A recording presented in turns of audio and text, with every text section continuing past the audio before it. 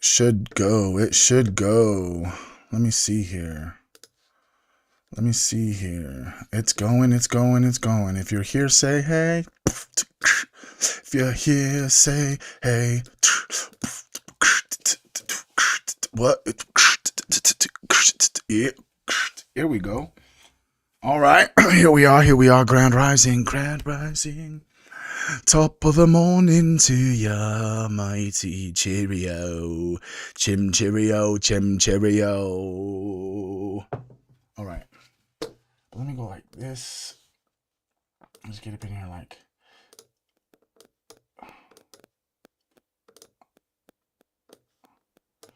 Something like this. Go in here, something like this. What's up, Apple Juice? What's good, bro? What's good, bro? I'm trying to just get a little story going here for the Facebook crew and the, you know what I mean? We're just chilling. How are you this fine morning? What's going down? What's going on, guys? How's it going? Hell yeah. Okay. Thank you, Melissa, for being over there today. I appreciate that. But you got no confidence lately. Really wanna run around, chase me. What's up? What's up? What's up? What's up today on this lovely Thursday morning? Yeah, see, normally I do my live streams in the evening on Thursdays, but like last night, dude, I freaking have another performance, bro. Another performance for one of the Cletuses, you know what I mean?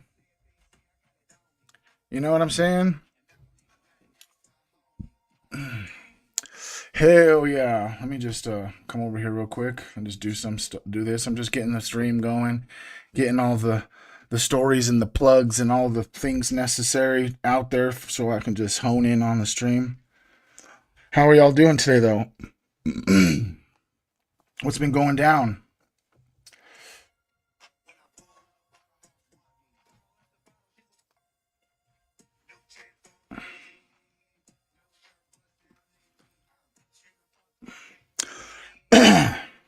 Yeah, dude, it seems as if like fucking all of a sudden towards the end of the year the school's freaking just signing up for all these things. Do we have some stuff to get into today, bro? Do we? Well, first of all, let me just let these luscious dreadlocks out and pull them up above my head. I think we're going pineapple today. I think today's a pineapple day. I think today's a pineapple kind of day.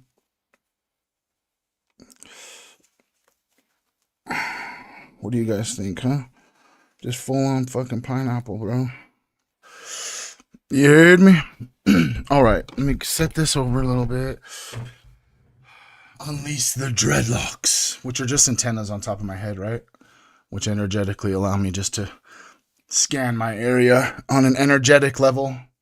It's just like the hair standing up on your arms when you can feel something that's not right, except for the fact that I have these huge antennas that stick straight out of my skull. Everybody should get dreads. Just saying, I'm pro dread. That's definitely me, bro. I'm definitely pro dread. Pro dread. Larry, what's up, dude? I haven't seen you in here before. How's it going, parrot player? What's up, Larry dog?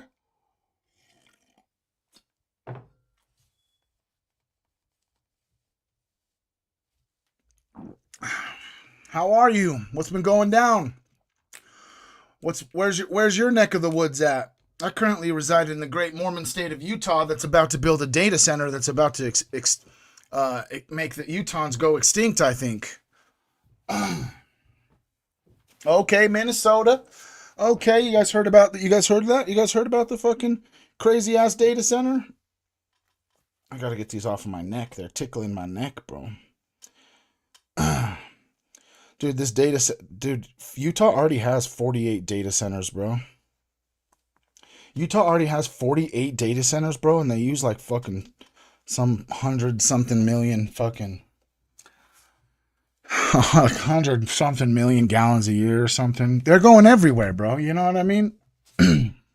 All right, let's get ready. We got YouTube, we got Twitch rolling. If you guys can see the chat, see everything like it's supposed to. You know what I'm saying? Say hello, say what's up. Mangoes, what's up? How's it going from Boise? I appreciate you being here. Thank you. First time chatter. How's it going, player? What's goody in the shoes? What's goody in the hood? Dang, what's goody in the hoodie? Where's everybody located? You know what I'm saying? Where is everyone located? Do you guys have data centers that are coming? Oh, I appreciate you. Thank you, Mangoes. Instagram coming in clutch. It's not very often we get somebody over here from Instagram. For some reason, I feel like I've been shadow banned as of recently. I don't know why. Maybe you know why. Maybe you can vibrate why. Maybe it's just for the simple fact that maybe it's just a simple fact that fucking I'd be putting people on spiritual game. You know what I mean? And this whole entire system and matrix is to trying to keep you away from your own spiritual connection to source. Do y'all concur? Spokane, Washington, what's up? Collective Souls in the house. Collective Souls in the house. Do we got a little bit of stuff to get into today? Oh boy, do we. We'll give it a few more minutes. Just let a little bit more people come get up in here. If you are on YouTube, could you please make sure that you like this video? Please, YouTube. I think that YouTube's the most that we need the comments in YouTube. Just consistently, not necessarily all the time. Facebook, if you're in here, we're about to start the stream up with this little mindful message that I like to put together. And a lot of people are, are you reading from something? Well, yes, I am reading from something that I whipped up. You know what I mean? Something that I put together for today. Because for some reason, it's just how my mind works. And I guess if you want to be 100% transparent with you, at the end of the day, if you don't like how I do my stream, or if I read from a computer, or if I use AI, I guess ultimately it becomes your choice if you stick around, right? I hope everyone comes and sticks around, and I hope that they can feel my energy and my vibration, not through my words. Yeah. Hell yeah, I appreciate that, Grand Rising. All right, guys. You guys ready for today's mindful message? Chim cheerio, mate. Let's get a little cheers in the chat. What's up? What's up? I appreciate you, Collective. Facebook, if you guys could share the chat, share the Facebook, smash the like button a whole bunch of times. As soon as the mindful message is over, we'll give Facebook just a few minutes. You can either go to Tripoverdrip on YouTube, or you can go to Tripoverdrip on Twitch. I'm streaming on both platforms. The Tripoverdrip on YouTube, I've been streaming for the last few days. It's been going pretty good. I got some new followers. It's just been hamming out. But I have a message for you. Okay? Let's get into this. Self-mastery is not about becoming perfect. It's about finally deciding that you're not going to abandon yourself anymore. We grow up thinking that work is all out there. Fix the job, fix the relationship, fix the bank account, fix the body, fix the reputation. But if you look back over every moment in your life, every high, every heartbreak, every mistake, every miracle, there is one presence that has been there for all of it. And that's you, bro. The only constant in every chapter of your story is you. That's why self-mastery is so important. Not because it will make your life easier, but because it means that no matter what life does, you stop being the one who turns against you when things start to get hard. If you've been on my channel for any period of time, or maybe you've heard this somewhere else, but I say it a lot. We are human beings, not human doings. And it does sound like it would be cute if I put it on a coffee mug, but under the cliche is a truth so deep, most people avoid it. If what you do is all you think you are, you will never feel safe in your own skin. Because the moment you fail, slow down, lose something, don't meet your own standards, you will decide that you are unworthy of love. Self-mastery is remembering that before you do anything, that you already are, before the achievement, before the failure, before the label, before the shame. You breathe, you exist, you feel, you matter, and you are not perfect, but you are a presence. So what is self-mastery? It's not some rigid, cold control of your every single move. It truly is a deeply spiritual path of knowing yourself and staying with yourself and guiding yourself with love instead of fear. It looks like watching your thoughts and gently choosing which ones get to stay. It looks like noticing your triggers and deciding, I don't have to explode like that anymore. It looks like feeling your emotions without letting them drive your entire life.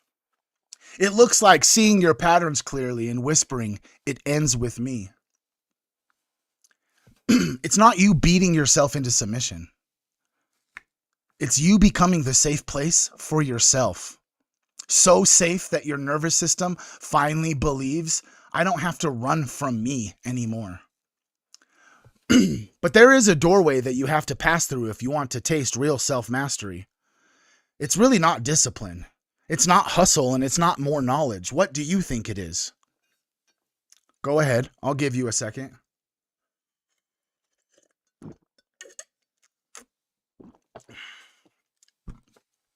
It's always been about forgiveness.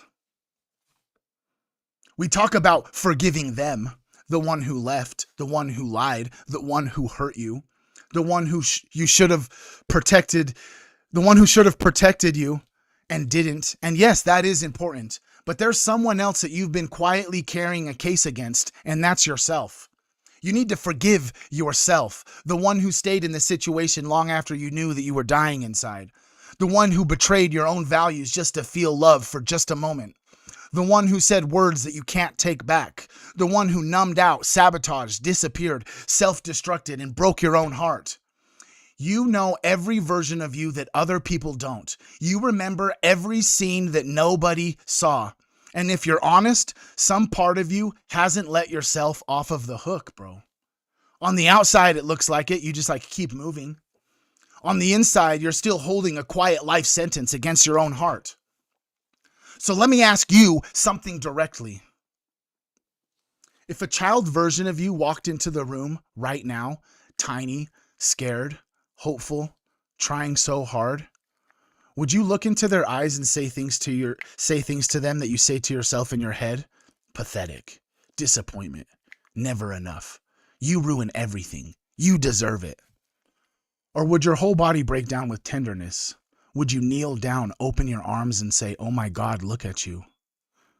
You went through all of that and you're still here? I'm so sorry nobody protected you.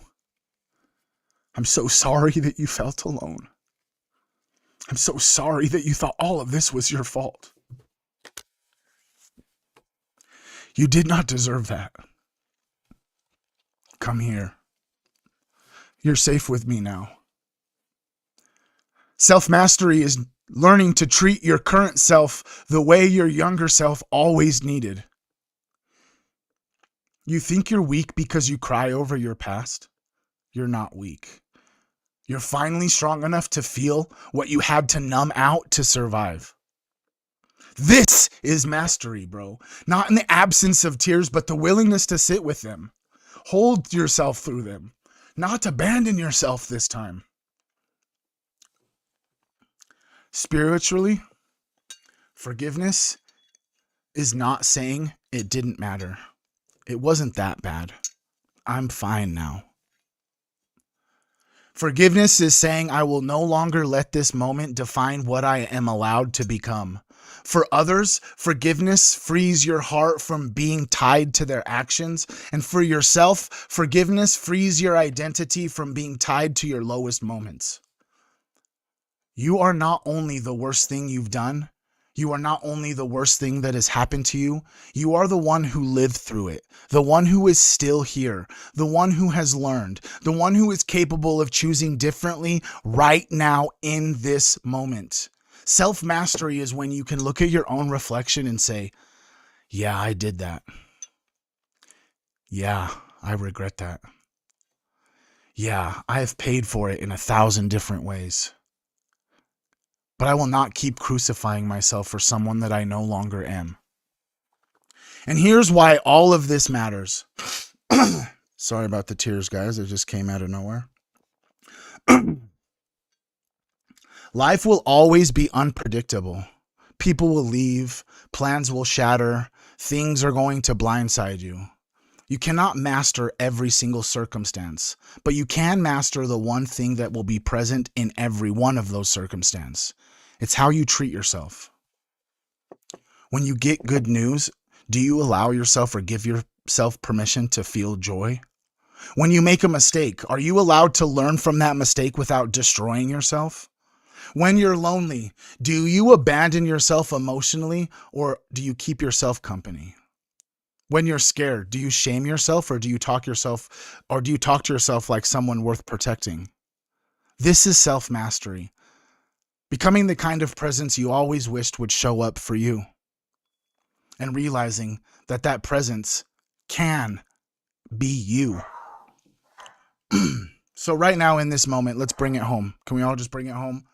And if you have the ability, just place your hand on your heart, okay? And just like actually feel your heart. That heart has been beating for you nonstop since before you even knew your name. It's been beating for you every single day that you had to experience and go through a panic attack. Every single bad decision. Every night that you didn't want to be here anymore. Your heart never turned its back on you. It always just kept saying, okay, one more beat. Okay, one more try. And close your eyes right now for just a second if you can.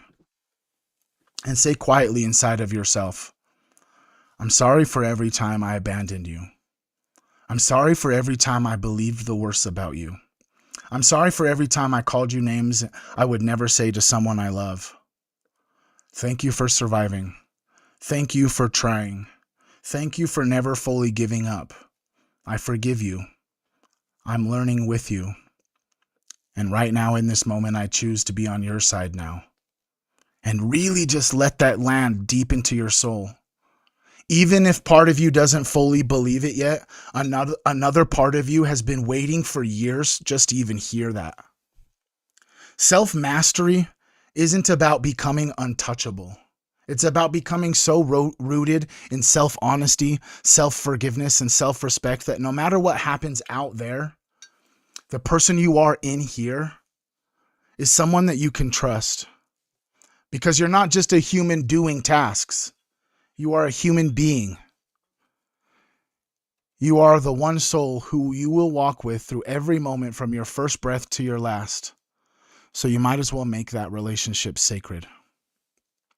I love you guys. And that was today's mindful message. Dang, I just started to cry, bro. I was just fucking crying over here, dude. All of a sudden, I love you guys too.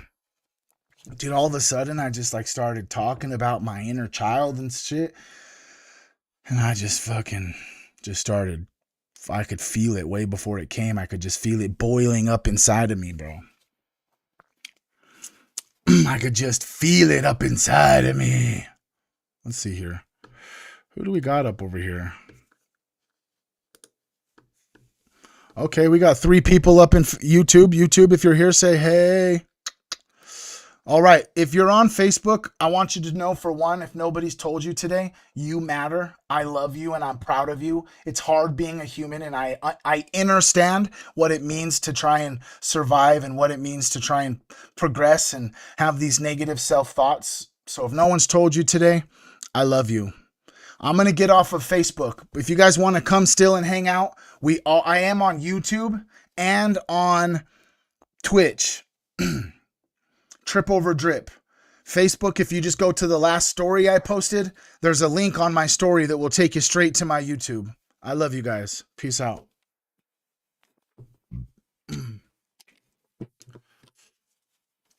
What's up?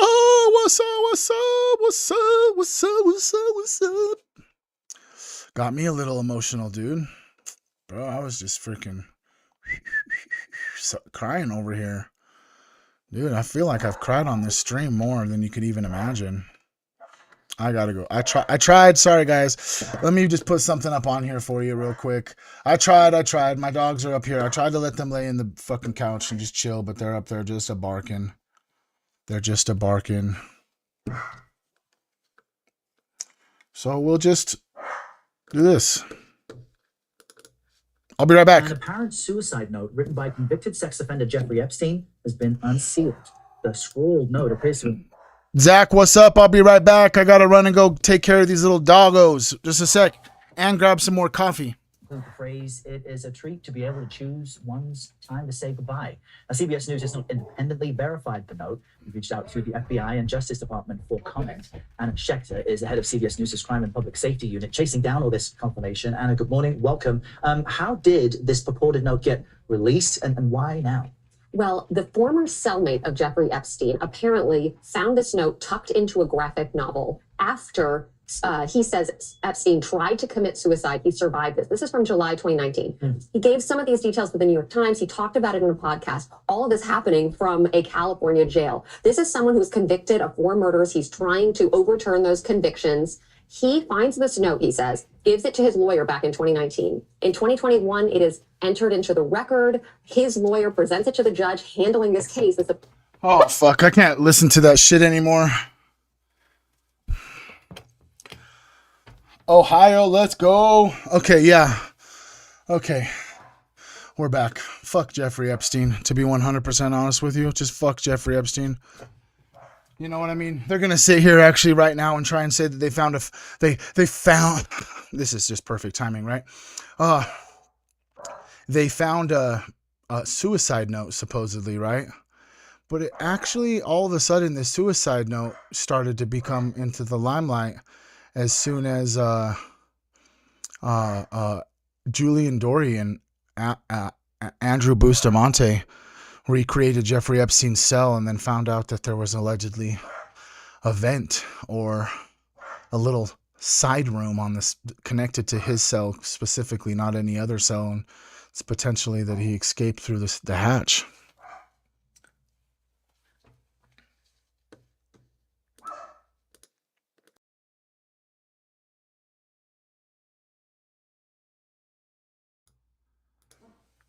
Jeez, dude. Anybody have a small dog, bro? I so do just really just do love my small dog, but motherfucker, dude. Her little high-pitched little just squeal bark thing. I don't know, maybe I'm just like severely autistic or something, but it just fries my brain, bro. It fries it. Her little it's just like, oh, it's like chalk. I'm like, oh my god, chalk on nails on a chalkboard. It's like, shut the fuck up.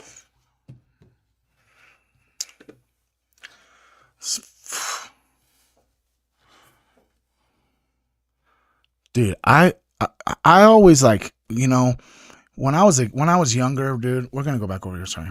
When I was like growing up and shit, I fucking would go to people's houses who had small dogs, you know what I'm saying? And I just thought that maybe I was high vibration and that's why these dogs would trip the fuck out, because I was like I'm 6'3", bro, like 280 pounds, okay? I'm a pretty large human.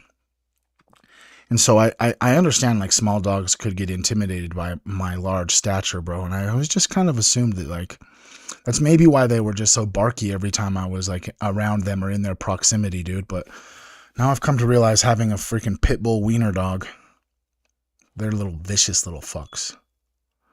She just like attacks my big dog all the time for no reason. All of a sudden they're playing and the next thing you know, she just like, I'm just going for the jugular and shit. It's like, chill out, dude. You guys were just playing. Why are you trying to bite her throat?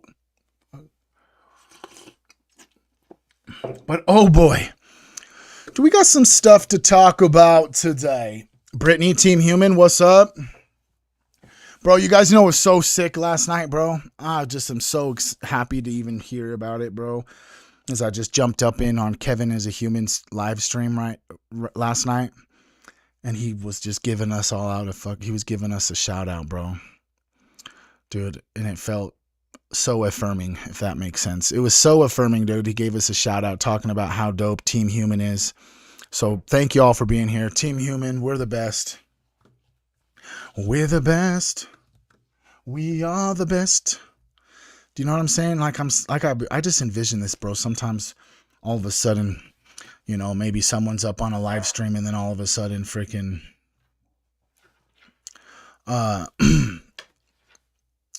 all of a sudden, dude, fucking we just go up in someone's live stream and there's like their whole chat just Team Human. I know you are, Brittany. I see you. It's all right. The YouTube is just always just gonna chill, bro. You know what I'm saying? We're just growing it. We're growing it. It's gonna take a while before we got like a whole bunch of people all up in YouTube as well. YouTube will grow as it grows. You know what I mean? I think I put a lot of pressure on myself, bro. I put a lot of pressure on myself because I don't know if you guys can resonate with this, but live streaming is a whole different beast to try and tackle and to do live off the cuff. No rehearsals, just come in here and you just get me straight from the flesh. I don't have the ability to record myself and then potentially edit myself however I choose or decide to then post that specific video. Whereas live streaming, you just get the fucking real the raw dog. You know what I'm saying? All right, I hope you're here for it. Because we got some kind of crazy shit I want to just touch on a little bit real quick before we're going to get into a Mind Unveiled video. We are going to go like this. I'm going to probably drop you down over here, bud. Okay. I'm going to bring this over here. Let's see you guys let you guys see what I'm doing. I'll bring Twitch back over here. Bring Twitch back up over here. Bring Twitch back up over here. Okay. Here we are. I just wanted to show you something real fast. And I'm going to show you. I'm going to show you this video, and I want you to tell me after we watch the video what you think.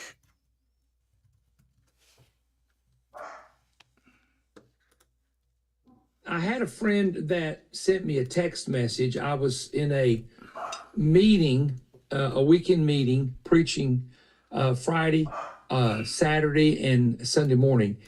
And he said, Perry, can you give me a call? I have some information that has come to my attention.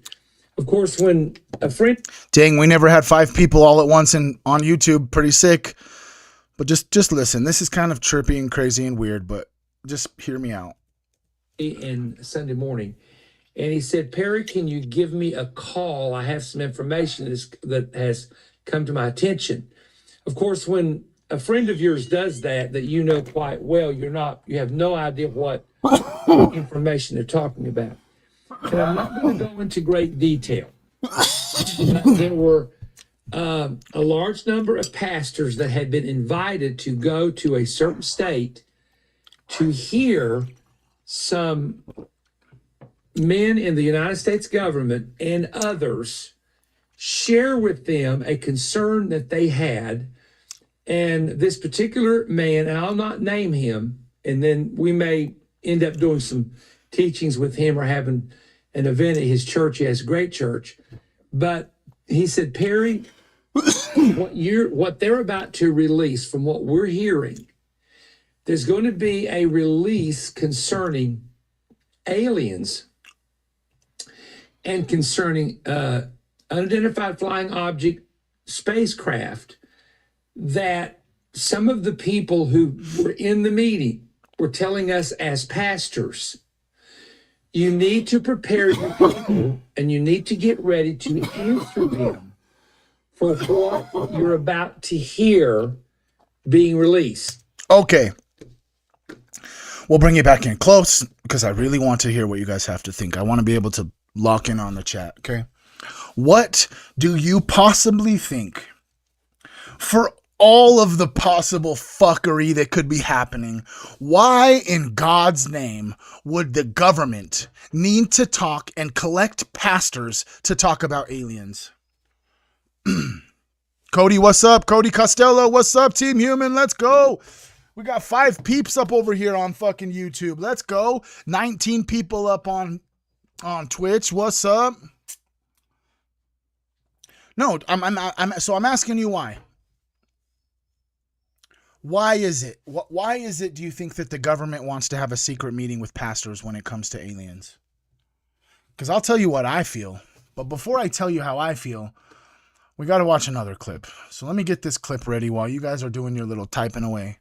Because I really do want to hear what you think it is. I really do. I really do. Why would the United States government... Correct, Melissa. That's 100% spot on. Who is it that had the ability to filter which pastors got to go and which pastors didn't? Are the pastors that got to go the ones that are standing on their stage and on their pulpits talking about bringing in the second coming of Jesus and building the third temple? Is it those pastors? Is it the pastors that sit there and preach Jesus and have the Israeli flag behind them? Or is it, Larry Finkelstein from Tennessee that has a congregation of 30 people somewhere in, you know what I'm saying? This is where it's going to get crazy. This little dog, dude. There's literally nobody upstairs and she's just barking to herself, bro.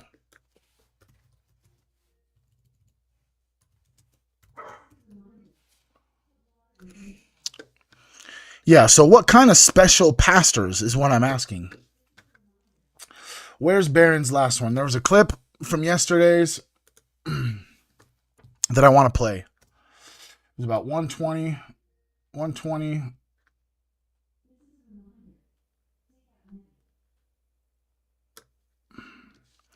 We're just going to bring you over here from right here and just listen from where it's at. To build this and fake it.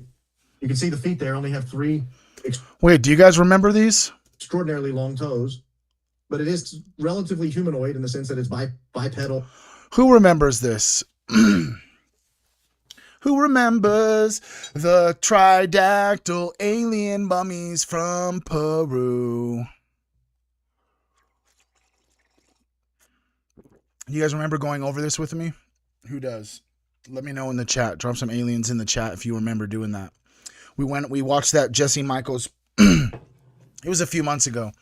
We watched that Jesse Michaels video about the aliens, the supposed alien mummies that they found in a cave in Peru. And it's all that. But again, you have this. This would be very difficult to fake. So it raises the question of, is it real? Well, I don't know if it's real or if it's fake. Maybe they're going to show us stuff like this. Maybe this is what's going to be in the release. Maybe they're going to show us CT images of what look like alien beings. Are they real? Yeah, shout out Baron Coleman, friend of the show. I don't know. Is it AI? I don't know.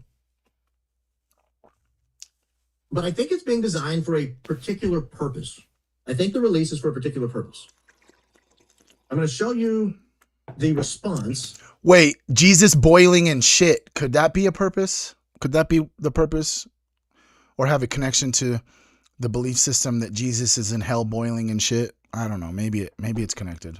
Of people who were in this meeting, and I tend to agree with their conclusion of why they think this is being released and what they think the result is intended. You and I recently just had a clandestine meeting in the middle of the woods, Airbnb in the middle of nowhere, Tennessee. Yep. And it was a very serious Dang, did I call it? Did I say Tennessee, bro? That's crazy, huh? meeting. I mean, we're not having this conversation today just because we're trying to find something to talk about. Yep. This was some information that filled in some spaces, filled in some holes. What's up, Team Human? Who's here? If you're here, let me know you're here. We got 24 people between both stream platforms, YouTube and Twitch. This is your call to action if you are on Twitch and you don't follow me on YouTube. If you please possibly could just go to Tripoverdrip on YouTube, go to the live stream today, hit the like button, comment something on the comments, follow the YouTube if you choose, and then maybe come back over to Twitch. We're just trying to build both platforms. You know what I'm saying? with people who know what they're talking about. A little bit more engagement that I get on YouTube consistently as well will also just help boost, because if I could bring you in close, bro, the Twitch growth is all organic, because Twitch doesn't necessarily have an algorithm that shows you people. You literally will just scroll and it's completely random, dude. YouTube has like an algorithm that will push it to people, right? It will push that to people. So obviously I love that you guys are over on Twitch. It will always be day ones, you know what I'm saying? But YouTube is how this whole thing will kind of get pushed into an algorithm.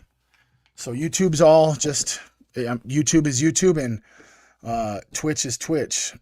Twitch is all organic, bro, and we're about to hit 560 followers, bro. I'm just so happy and proud and grateful. Thank you guys for being here. So let's get back into this a little bit more.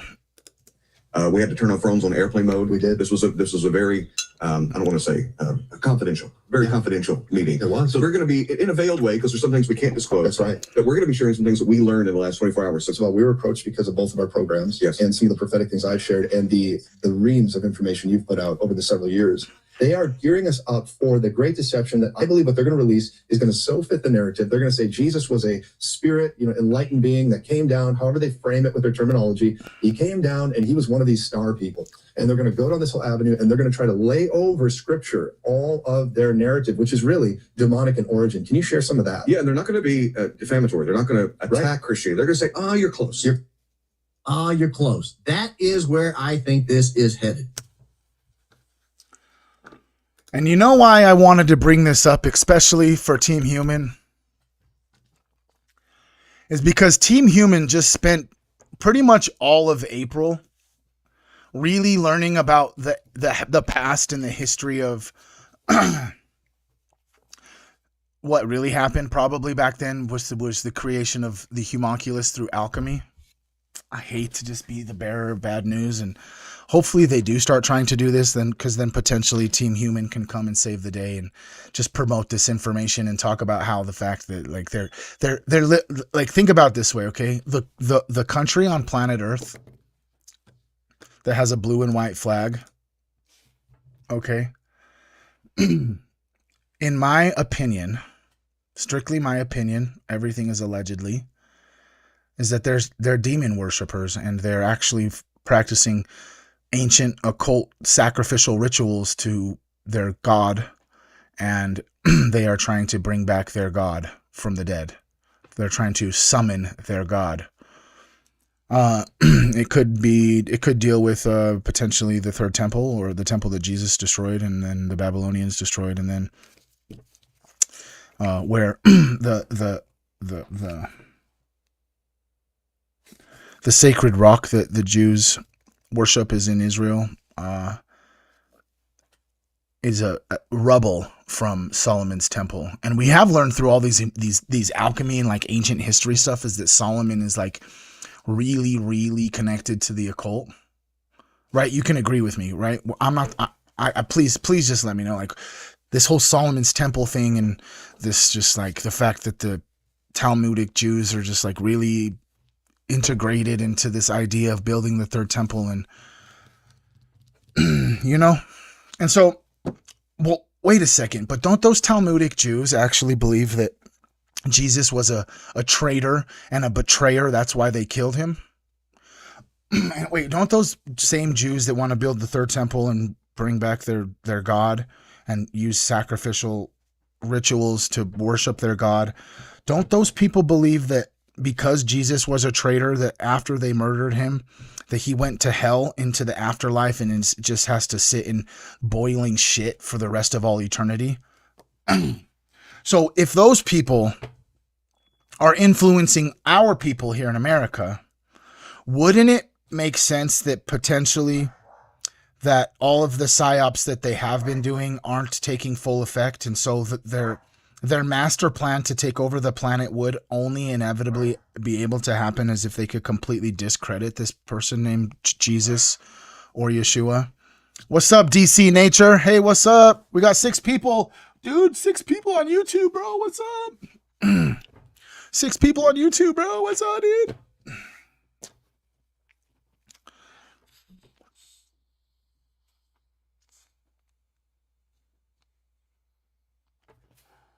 So like dead ass, really think about how crazy that's going to seem.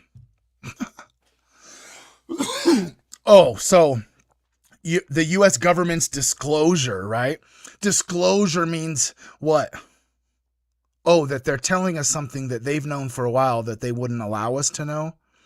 So you're telling me that the US government has had evidence that Jesus is an alien for a long time and they haven't said anything?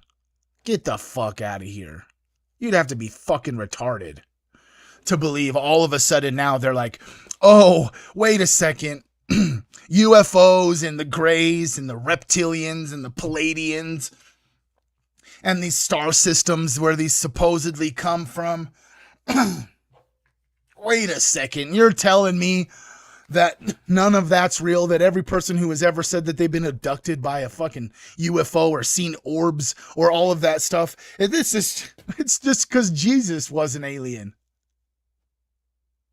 Like, shut the fuck up. Get the fuck out of here. And oh boy, am I not just so grateful that us Team Human player, we are already in the no-no. You know what I'm saying? He's not an alien either. He's not an alien either. This dude was created with ancient alchemy. Oh yeah, the mother of Jesus? Yeah, she probably was like one of the most powerful alchemists of her time.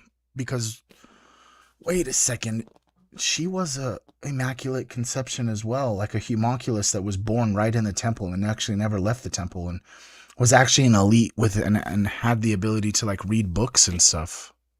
You know what I'm saying? Crazy, right? How are y'all doing today? Dang, we got some new faces in YouTube. I can see them. What's up? The Poisonous. What's up? DC Nature. What's up? We are all wizards. That's what Jesus was here to tell us, bro. He was here to tell us, bro, we are all wizards, bro. We are all magic. We are all alchemy. You know what I'm saying? The whole thing, it makes it all up. They turn it into something for worship so they could take away your magic, bro. Yeah, that would be actually crazy as fuck, huh? Dead ass. They're not trying to say Jesus is an alien. They actually just come out and be like, yeah, we have proof that Jesus was an artificially created human using alchemy. And we've been keeping these secrets for thousands of years. And oh, by the way, do you guys ever heard of Tartaria? That shit would be funny, huh? Yeah, and the reason they call her virgin is because she was the first to carry a homunculus to full term. Boo. Yeah, this little homunculi. This little guy. Man in the jar. I don't know. So I'll just say it. If you're new here, Twitch ain't new. But if you're new here on YouTube, buckle up, get ready, because this video we're watching today is insane, bro.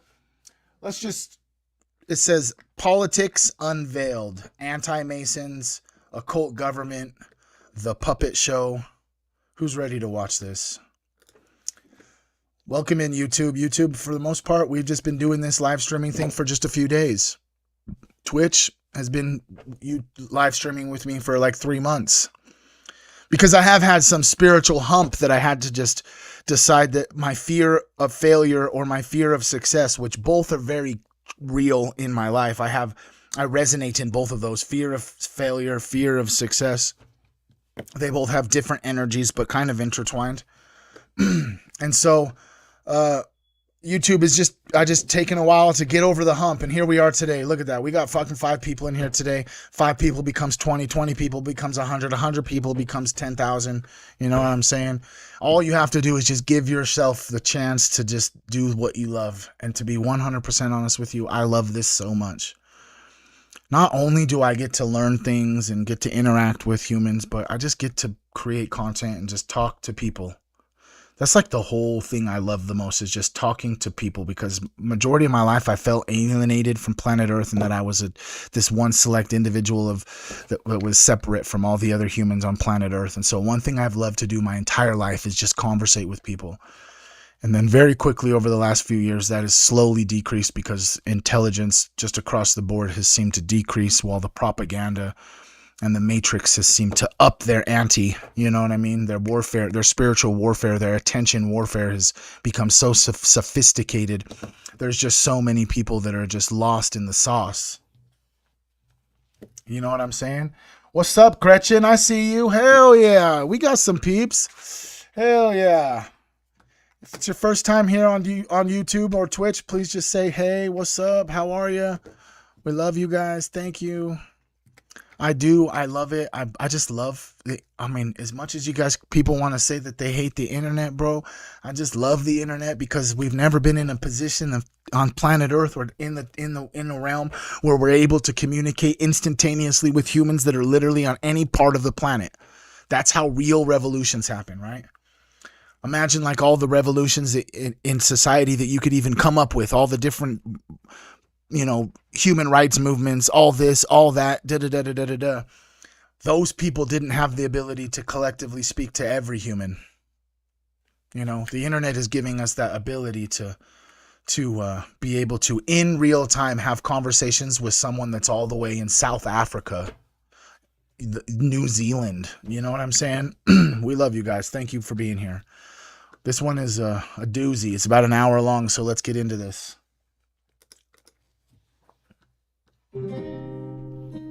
Mind you, can everyone just say shout out Mind Unveiled? Straight goat.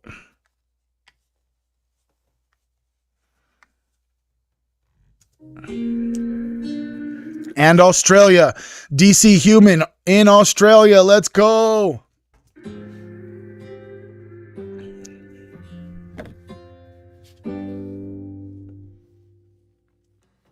Hey, what's up, guys?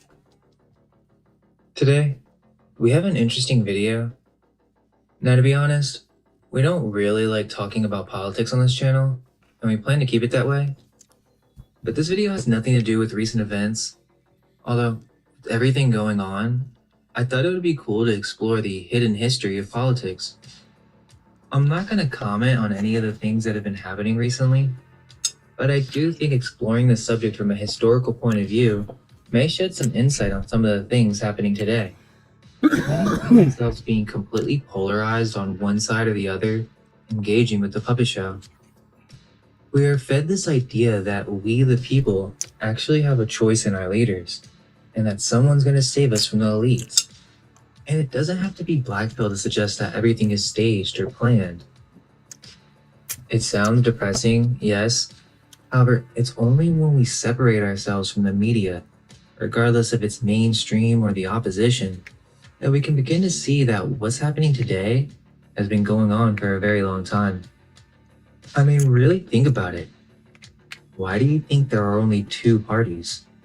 You are either Democrat or Republican.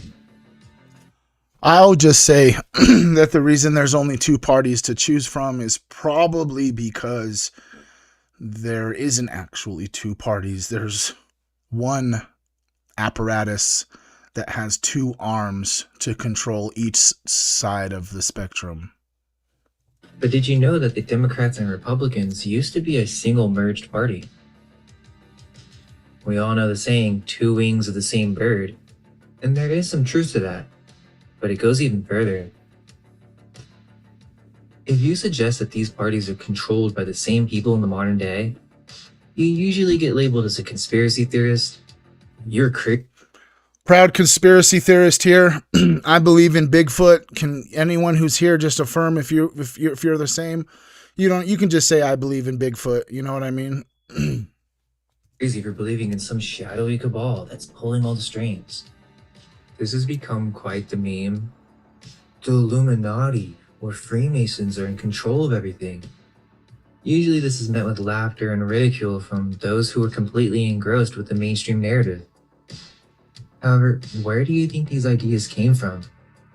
Would it surprise you to know that the very first real political party, technically the one with the first real platform, was actually... Bigfoot is real, you're right. We don't have to say I believe in Bigfoot, because if you believe in something, that means it's something that's not tangible. Bigfoot is real, bro. the anti-Masonic party.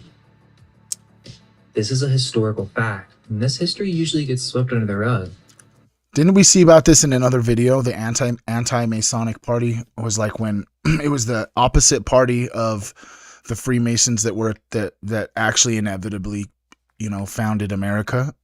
if that makes sense. Dang. Oh my goodness. Look at all you guys. Who was here for the astral projection? You guys probably all went off into the fucking astral realm last night. Everybody just fucking lucid dreaming and shit, huh? Not too many people are aware of this unless you thoroughly have studied politics, and even then, it's merely a footnote. This history is very surprising because it sheds light into the early days of politics in America and the origin of all these conspiracy theories, which are not conspiracies. They're genuine concerns of elites and corporations influencing what we believe to be a democracy. This isn't new and was literally the platform of the first real political party. Technically, it is the third political party, but as we'll see, the first two did not really have a platform. They were just federalist versus anti-federalist, central government power versus state power. It was like the Freemasons versus the other people is what it makes me believe. But they had no real message or overall values outside of that. In order to understand this, let's dive deep into the mysterious history of politics in the United States. And let's see if there's any substance to this idea that modern-day politics is simply a puppet show.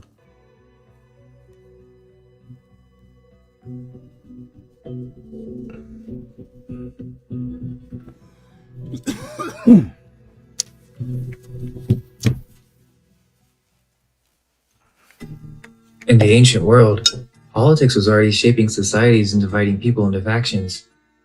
In Rome, the struggle between the populares and optimates reflected tensions between common people and aristocrats. Julius Caesar, a popularis leader, faced off against senatorial conservatives like Cato the Younger.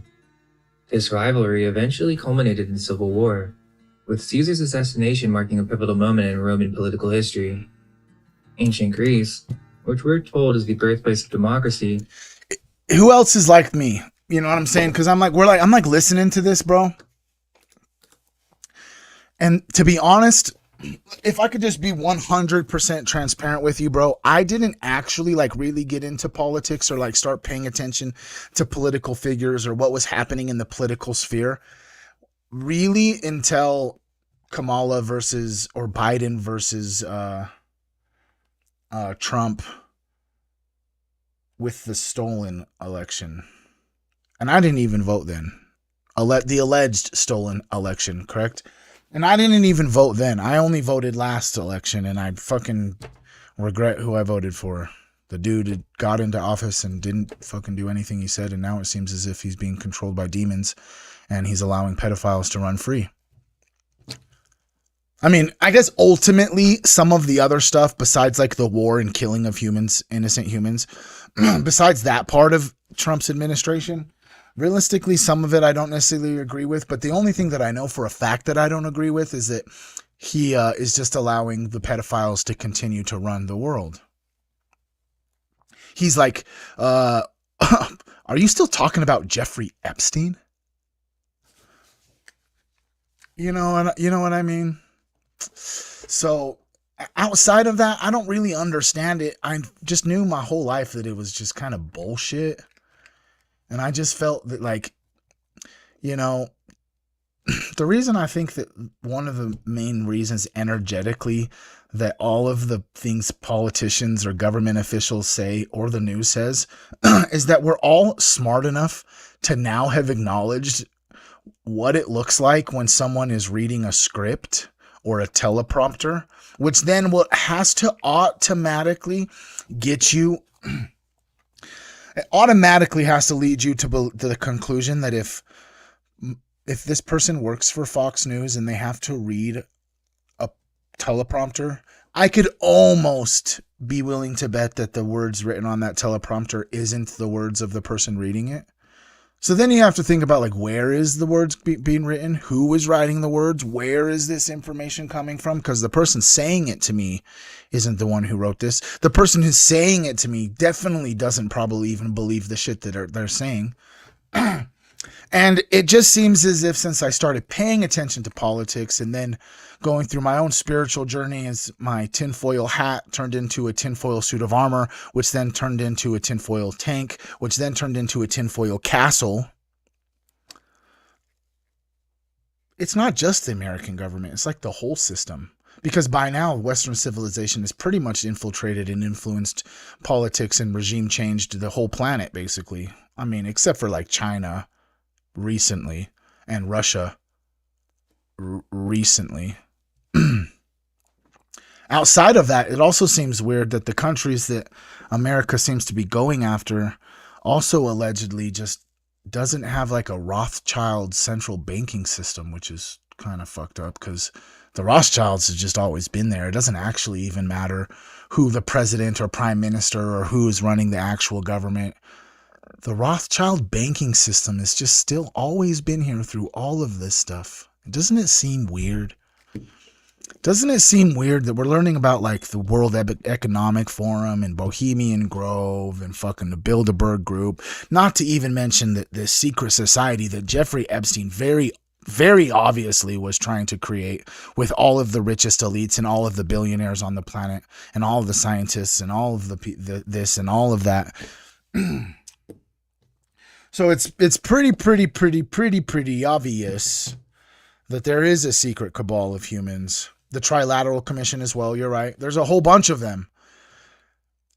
Think about this way. All the ones that we know about, Jeffrey Epstein was handpicking people from those ones to create a specific one that nobody knows about, that allegedly Zorro Ranch still hasn't been raided. Like what? What the fuck? How is it possible that one of these individuals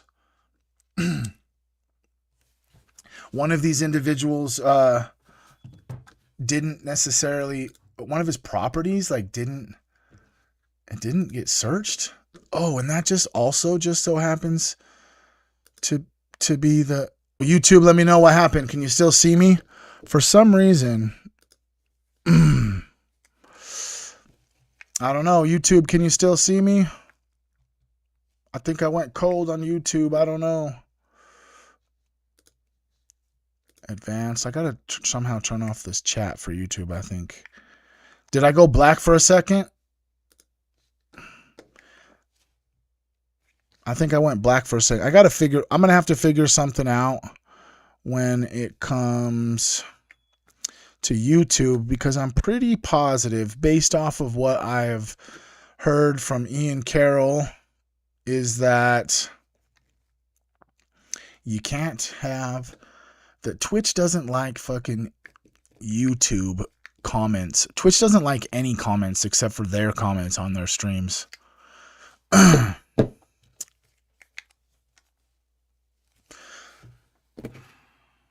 And I don't really want, so this will be the last time it happens. We're okay for right now, babe. My wife's over here messaging me like, you don't want to get jammed up. Da, da, da, da, da. You're right. I don't want to get jammed up. Damn Jeff Bezos. Like, why in the hell? Let's just see what Perplexity has to say about YouTube and Twitch comments. Hey, so I heard a rumor that if I'm dual streaming on YouTube and on Twitch at the same time, that Twitch doesn't like to have the YouTube comments on the stream. Is that true? It looks like Twitch's policies have changed recently. As of early 2026, Twitch now allows unified chat overlays when you're multi-streaming, meaning you can show YouTube comments on Twitch. It's been fixed. It's been fixed. It's been fixed. I don't have to worry about a damn thing. See? Where were we, though? Who's in here? If you're in here, say, hey, girl, hey. If you're in here, say...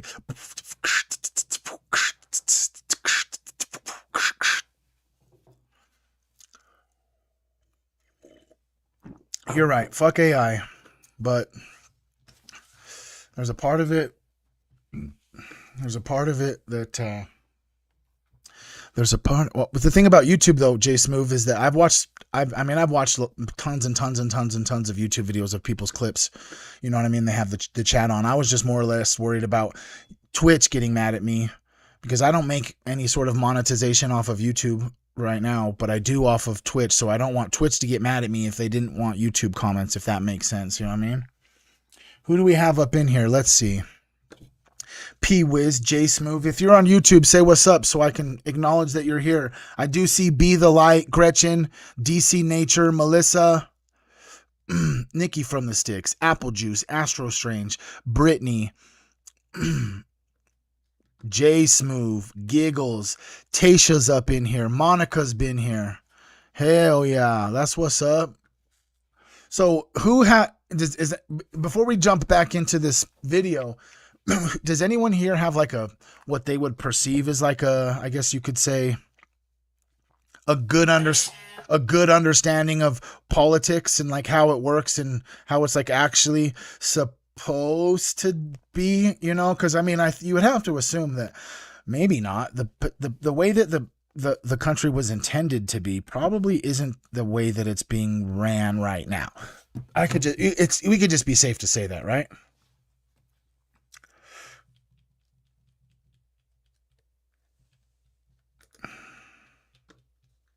You know, it's probably not the way that it was intended to be run as the way that it's being right now. So I think that's one of the reasons why, as we get into this this disclosure that's going to happen, where probably both sides of the spectrum, the Republicans and the Democrats, potentially are all going to be talking about this alien thing, trying to discredit the Christian hold, the Jesus energy that's on planet Earth, is because maybe potentially the demons have taken over so much that the only way that they can fully win to bring back their God and rebuild the third temple is so that they have to banish, I guess, in a sense, Jesus's presence here on earth. If they can convince a mass portion of Christians that Jesus was an alien or that he wasn't real or divine, then they will fully be able to take over the planet. Can I get some affirmations from y'all if you can resonate? But that's truly what I feel deep in my soul. Deep in my soul is that they are going to try and make it so Jesus is an alien so that they can remove Yeshua's energy from planet Earth. And if they can remove Yeshua's energy from planet Earth, all hell will break loose. We'll find pedophiles not getting criminally charged, even though they never actually get criminally charged. It will now just be forced upon us, almost as if like, hey, transition your kids was forced upon us. It's going to be like, hey, pedophiles are okay. Pedophiles is just okay. It's just okay for them to be pedophiles. You know what I mean? Because ultimately that's really what I feel is the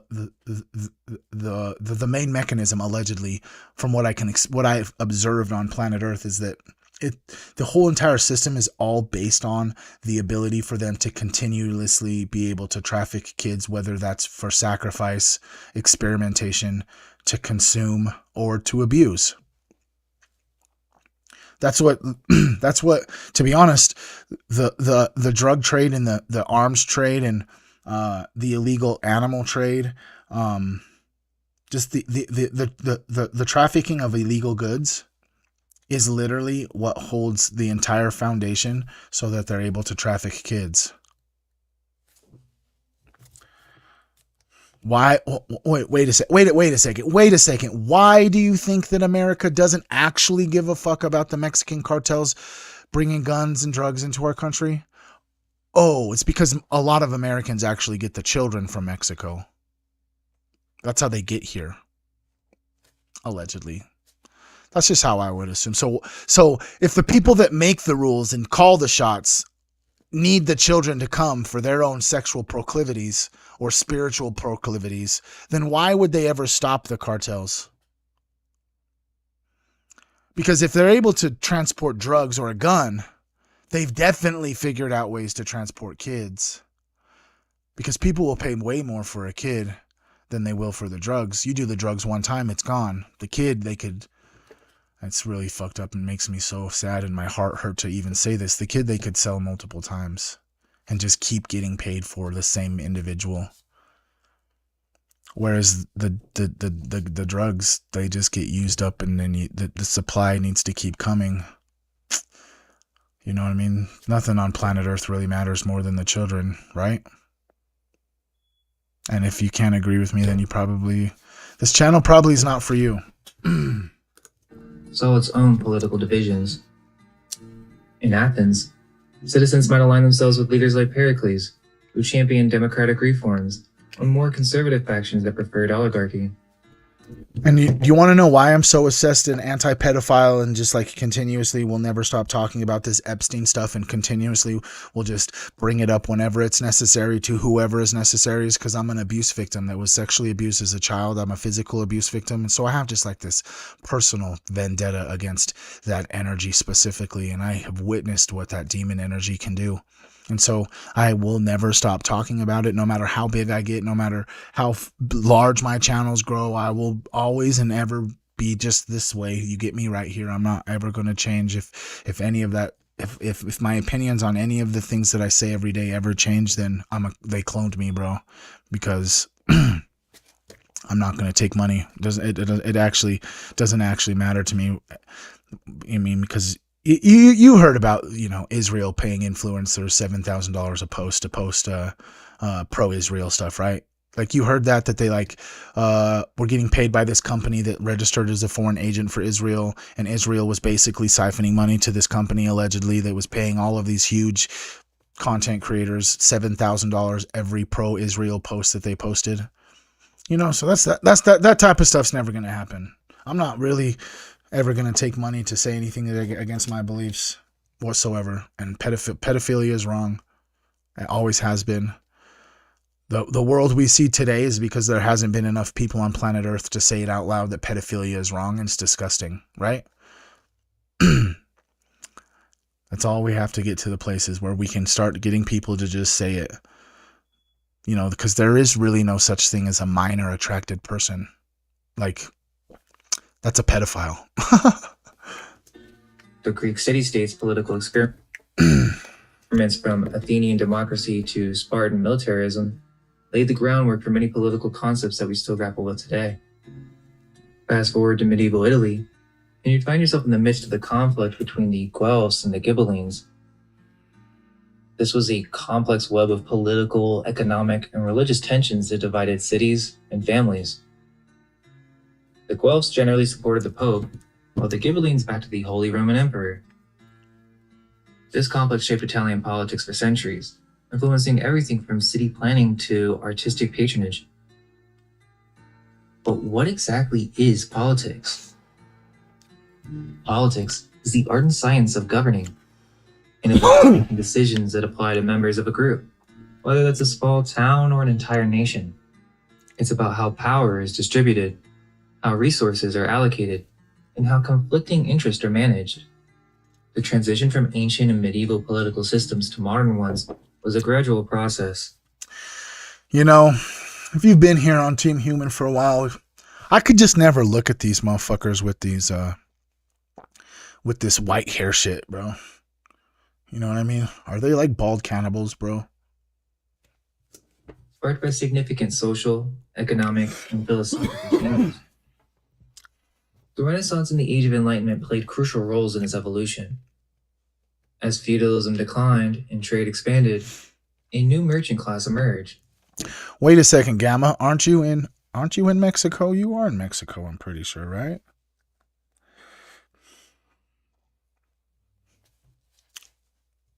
Challenging the traditional power. Did they lie to America about El Mencho? Obviously, I think El Mencho is dead, but I think the aftermath and the chaos was not so true.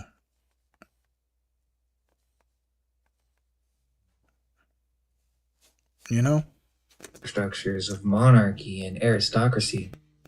Now, of course, this is the story we're told on how the common man challenged the prevailing power structures. Enlightenment thinkers like What's up, Porter? Glad you're here, bro.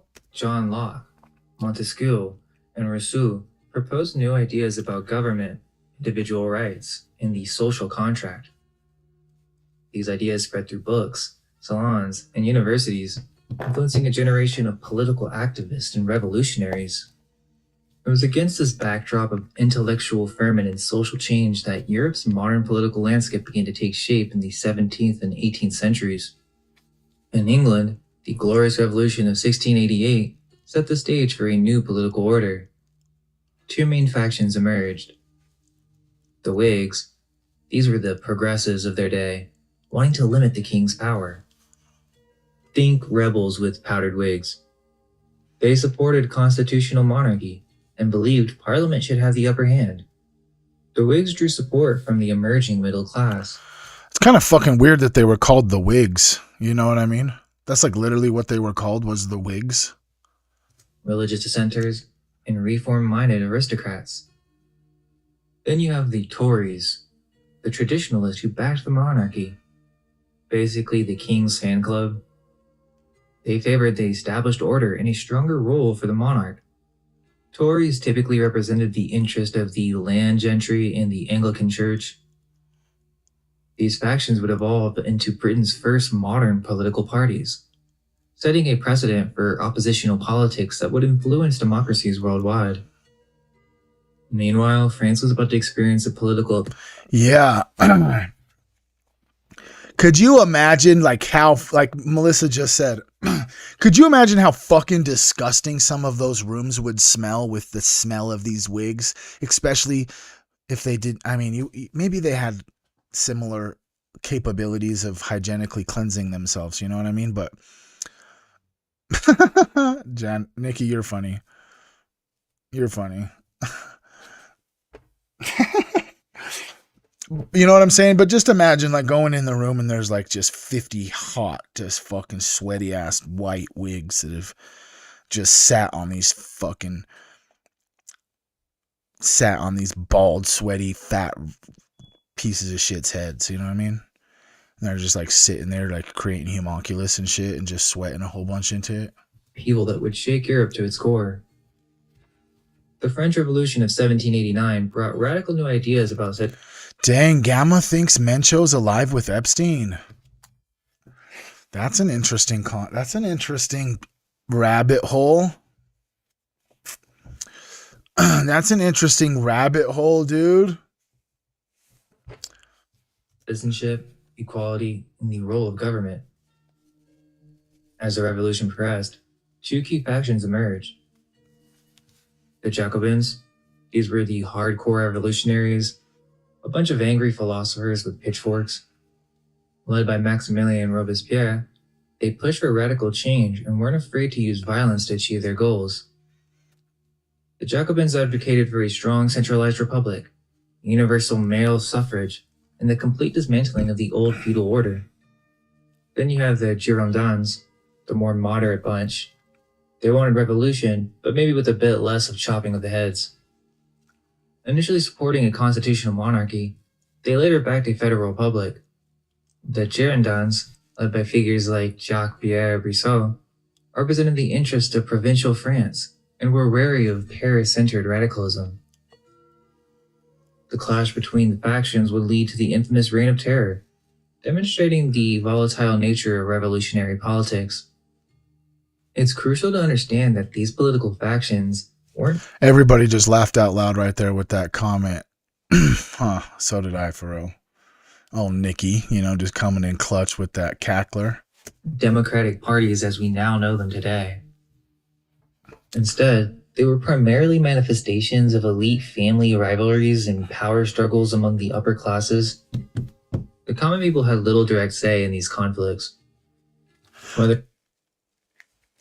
Common people had little or nothing to say in these conflicts. Oh, yeah. That's usually how it is when it comes to politics, right? Is that us goy really, we don't have really anything we can do or say. They just use us as pawns and just like cannon fodder. I'm definitely believe that's absolutely how it was in the medieval times. I mean, maybe not medieval. I can't, you know what I'm saying? But this picture, this period of time, majority of these people out here that are all going to die are not the ones that have the money. I mean, I guess there was a period of time where like the king would be on the battlefield. You know what I'm saying? but like besides that aspect, it would be peons who would be trained to fight. Like the goy, they get trained to fight and then they have to go fight the wars. They might have some people in higher power allegedly that, you know, were the kings or like the king's knight, you know what I mean? Or like whatever, blah, blah, blah, blah, blah, blah, blah. But I don't know what to believe anymore. There was the Guelphs and the Ghibellines of medieval Italy, or the Whigs and Tories of the 17th century England. These groups represented competing interests with the nobility, wealthy landowners, and emerging merchant classes. While these sometimes... I don't know. I'm going to pause here because I got to go potty and get some more coffee. I have this thing about the Whigs, right? The thing about the Whigs, bro, is I don't even, like, can you resonate, like, right now with the fact that there are things out there in the world that is, like, socially acceptable to do and, like, almost encouraged to do, which wearing a wig at that time probably would have been one of those things, especially if you were in one of those positions. You'd almost be, like, told that you have to wear it. I would fucking hate it, bro. I'd be so pissed. I'm the type of person that, like, you get the dreadlocks and the long beard, bro, and you pretty much just, I present myself like exactly how God made me, with the facial hair, how it grows, the hair, you know what I'm saying? So I would be definitely not the type of person that could just sit there and just fucking rock this nasty ass fucking sewn together pube hairs on top of my head. Because, like, what are they actually using to make these wigs, for one? You know what I mean? Is it plastic? No, plastic's not around, because that's what a lot of the wigs today are made of. You know what I'm saying? You think that they have people in the kingdom that would, like, just grow their hair out and then cut it? You know what I'm saying? It wasn't cotton. No way. They couldn't make them look extravagant like they look. You know what I mean? Just so classy and upper echelon. They're not using sheep. Pubes, bro. And they're gray, so they're old man pubes, bro. I'm joined now by... So they just have the dude just grow his... Let's see here. You ordered a shirt? Let me see. Is her name Alan? Who ordered merch? Someone ordered merch? I'll be right back. I got a potty. Hell yeah, Alan. I appreciate that, bro. It'll be out by sometime at the end of this week. We'll show, you know what I mean? Google said human, goat, and horsehair. Oh yeah, if it's not human, you can guarantee those things fucking stunk so bad, bro. Ugh. You're just like fucking chilling with horse pubes on your head. Ugh. All right, Brian, what do you have to say? Let's let the people hear what you got to say while I go potty. I'll be right back, dude.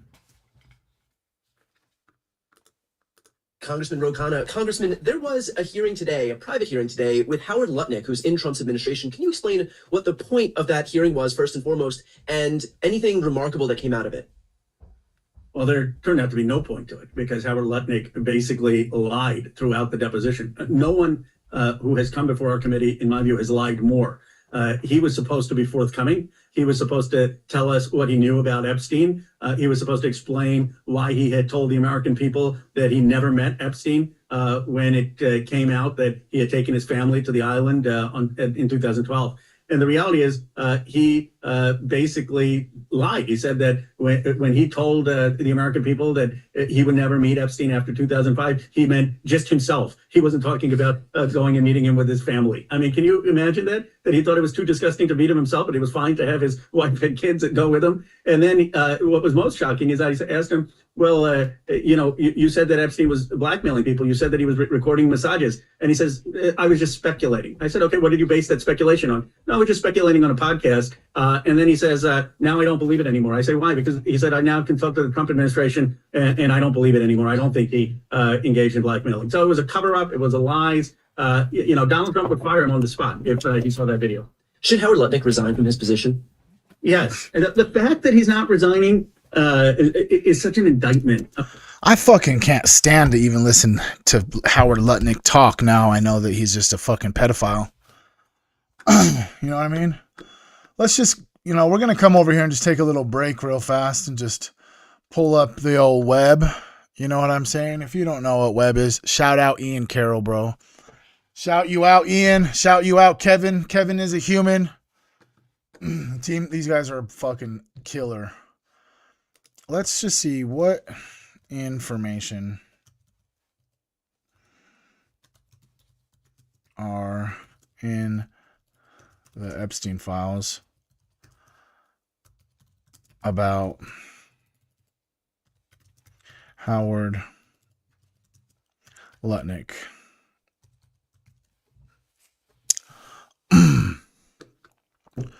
Oh, Jeffrey and secret societies? Oh, is this an email to Jeffrey Epstein about suggestions for an old guy, super smart, well-connected, that wants to continue the legacy of the old school secret societies? That's weird.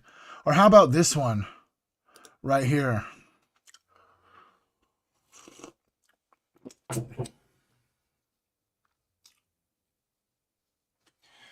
Jeffrey Epstein complaint is that I never emailed him or returned his emails, but must understand I was told by the inner circle not to have any communication with him, and that if I did, I would be in deep trouble. Who is the inner circle, bro? Yes, he was Jeffrey Epstein's neighbor. You are right about that.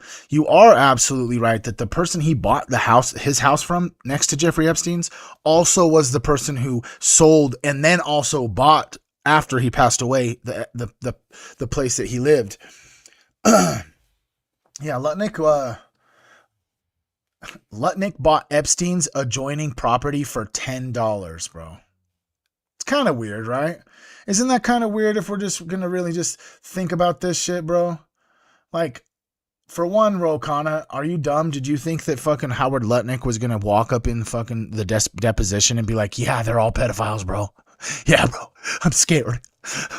Give me a plea deal. They're fucking eating them, bro. Like, shut the fuck up. You knew this fucking scumbag was going to come in here and lie. Howard Lutnick, okay? The neighbor connection. The most frequently reoccurring fact across multiple documents is that Lutnick lived next door to Epstein at 11 East 71st Street in Manhattan, while Epstein lived at 9 71st Street. Here's the document, EFTA 01296303. An FBI background check on Epstein lists Lutnick and his family. Wow. Why? An FBI background check on Epstein lists Lutnick. That's just weird in general. Well, if they're doing a background check on Jeffrey Epstein, why the fuck would information about Howard Lutnick come up? That's weird. I thought they were just neighbors. I thought that Howard Lutnick never even talked to him after the first time he walked in there and there was a massage table and all that stuff. An FBI FD 302 witness interview in 2021 explicitly states Lutnick was a neighbor to Jeffrey Epstein in the adjoining property. Oh, and also, he also bought it for $10. Weird. Oh, it was the house that Epstein sold Lutnick a house for $10 through a trust fund, which was then sold for millions shortly after, prior to the money going overseas. There's a rich email chain that documents a multi-day effort by Epstein to host Lutnick on his private island. Oh, is that when Howard Lutnick took his kids to Jeffrey Epstein's island? Oh, is that when is that when Howard Lutnick like told him that he was coming to the island, and then for some reason explicitly told Jeffrey Epstein how old these kids were and how many boys and how many girls? That seems really fucked up to me, right? Doesn't that seem fucked up? This means Howard Lutnick, his wife, and their 8 children went to his island. They took 8 of their children, dude. Oh, thank you for the follow. Thank you. I see the alien doing a little jig. Thank you. Thank you for being here. Who is all up in here, bro? We're just talking about we're just talking about old Howard Lutnick, Jeffrey Epstein. In May 2018, Lutnick emailed Epstein about a zoning or development fight involving properties. Lutnick wrote, "You should put it in a letter. I'm sending a lawyer. Don't ignore this. They will build exactly across from you, a massive building to block your sunlight and views." Weird. Why would Howard Lutnick be so worried about how Jeffrey Epstein felt inside of his home with sunlight and views? That seems weird. They're trying to jam it through. It matters that we fight this. What's up, Nature of DC? What's up, dude? What is happening? All right.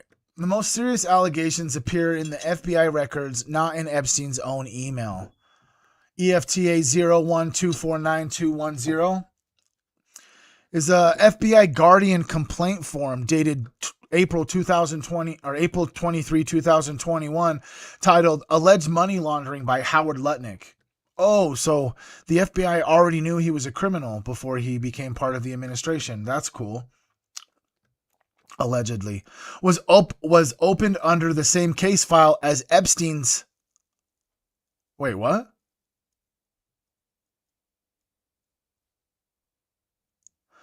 Wait a second. Let me read that back. Tell me if I'm reading this right. FBI Guardian Complaint Form FD71A dated April 23rd, 2021, titled "Alleged Money Laundering by Howard Lutnick via BGC Financial and Cantor Fitzgerald," was opened under the same case file 272 New York 0 as Epstein's child sex trafficking investigation.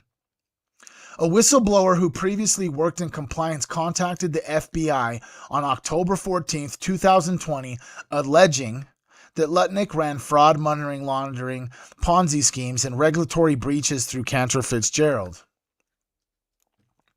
A global Ponzi share scheme. Well, I mean, if they're just convincing everyone that they're not pedophiles and they have to influence the whole planet, that would seem like a global Ponzi scheme involving 3,500 BGC employees forced to contribute 10% of their earnings. That's kind of fucked up. Lutnick used offshore shell companies, liquid funding, and real estate brokerage firms to launder money. Money being laundered was believed to be from the Russian mafia. The whistleblower had documented proof linking Lutnick to Jeffrey Epstein and Ghislaine Maxwell. Good old G-Max, about to get a pardon, ain't she? So happy that they're going to pardon her. Not! Fucking demon. All hell better break loose if they pardon her. While we're here, let's just take a real quick gander. I heard some information that there was a bill or a Senate hearing regarding the pardon of Ghislaine Maxwell. Can you please provide me information on how many Republicans and how many Democrats voted for or against it? I looked into this and found that there was a resolution introduced by Senator Jackie Rosen to put the Senate on record opposing any presidential pardon or clemency for Ghislaine Maxwell. However, this resolution was non-binding and symbolic, and I couldn't find any information about an actual vote count or how Republicans and Democrats lined up on it. It seems no official vote took place in the Senate regarding pardoning Ghislaine Maxwell. If you're feeling distressed about this topic, it might be helpful to talk to someone you trust or a professional. Why do they always why does it, dude, if you've been on Team Human for any amount of time, bro, why does it always tell me to consult someone I trust or talk to a professional, bro? Am I fucking crazy, bro? Please tell me I'm not crazy, bro. I don't need mental help, bro. I think I've got my mental pretty locked in, bro. I think maybe I'm asking these questions because my mental's pretty locked in, bro. Okay. Lutnick made huge donations to La Dolce Vita parties, events hosted by Sarah Ferguson, the Duchess of York, and Ghislaine Maxwell, where high-profile figures contributed large donation for children's causes. What does that word causes mean? Was it mean that they were trying to do philanthropy help with children, or that they were just trying to expand their trafficking network and they needed money to build structure or infrastructure? Allegedly. Lutnick gives Sarah Ferguson office space for above Cantor Fitzgerald for her Children in Crisis charity. It just seems that there's always just these, charities like Children in Crisis, but it doesn't ever seem as if the crisis that children are facing ever gets tackled or fixed, or there's any hedgeway towards progression in this aspect. It seems as if there's like all of these organizations, corporations, NGOs all trying to help the children, but the children aren't being helped. They're just disappearing, being eaten. Lutnick contributed over $65 million to Have Ford College. What is Have Ford College, mind you? The witness also described connections between Cantor Fitzgerald, BGC International, and Paul Manafort, banned Russian entities, and Resistance Capitale. Crucially, on July 30th, 2025, an FBI email processing a vetting request for the Arms Reach program, which vets individuals who will be within arm's reach of the president, confirms these allegations were still being considered during the Trump's administration transition. The FBI analysis writes, this was an intake interview related to The Guardian where Howard Lutnick was accused of fraud and money laundering. We did not open an investigation as a result of these allegations. The documents noted 2 pending cases on Lutnick at the same time of a presidential vetting.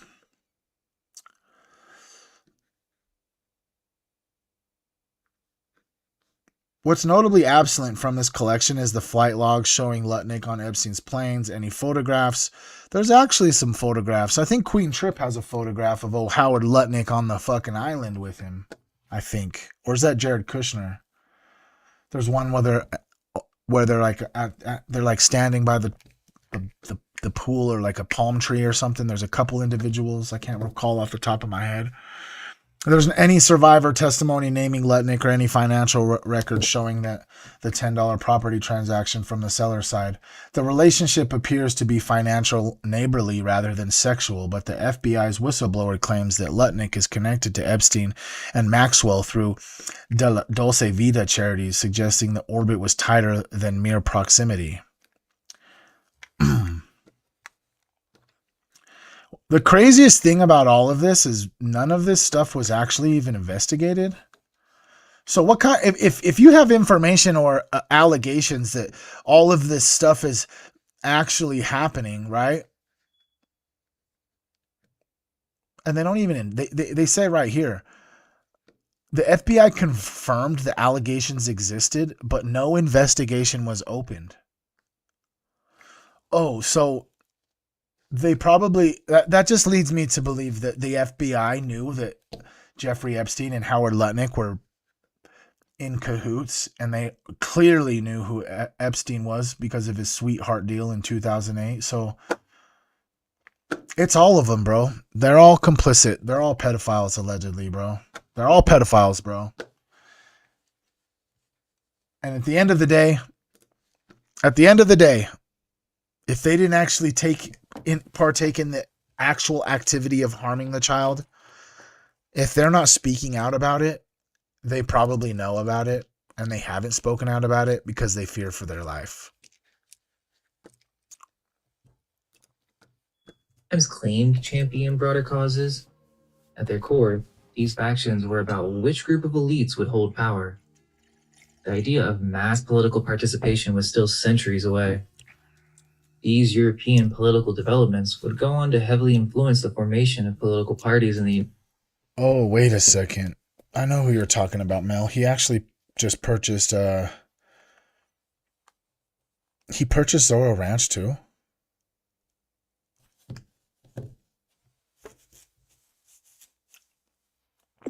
Who owns the property Zorro Ranch in New Mexico? The Zorro Ranch in New Mexico, which was formerly owned by Jeffrey Epstein, was purchased in 2023 by the family of Don Huffines. Huffines is a Texas businessman and former state senator who is currently running for Texas comptroller. The purchase was made through an LLC tied to Huffines' family. Does that individual that purchased Zorro Ranch, does he also have record of purchasing the towers before 9/11? I understand you have concerns, but there's no credible information connecting Don Huffines to the purchase of the Twin Towers before 9/11. The Twin Towers were owned by the Port Authority of New York and then leased to Larry Silverstein shortly before the attack. Larry Silverstein also just bought the big ass bank building in LA. He was the one that owned the Twin Towers. But I do know that the person who just bought Zorro Ranch from Epstein is trying to turn it into a Christian retreat. That's interesting. United States. The American founding fathers, well versed in Enlightenment philosophy and keenly aware of There's all the wigs.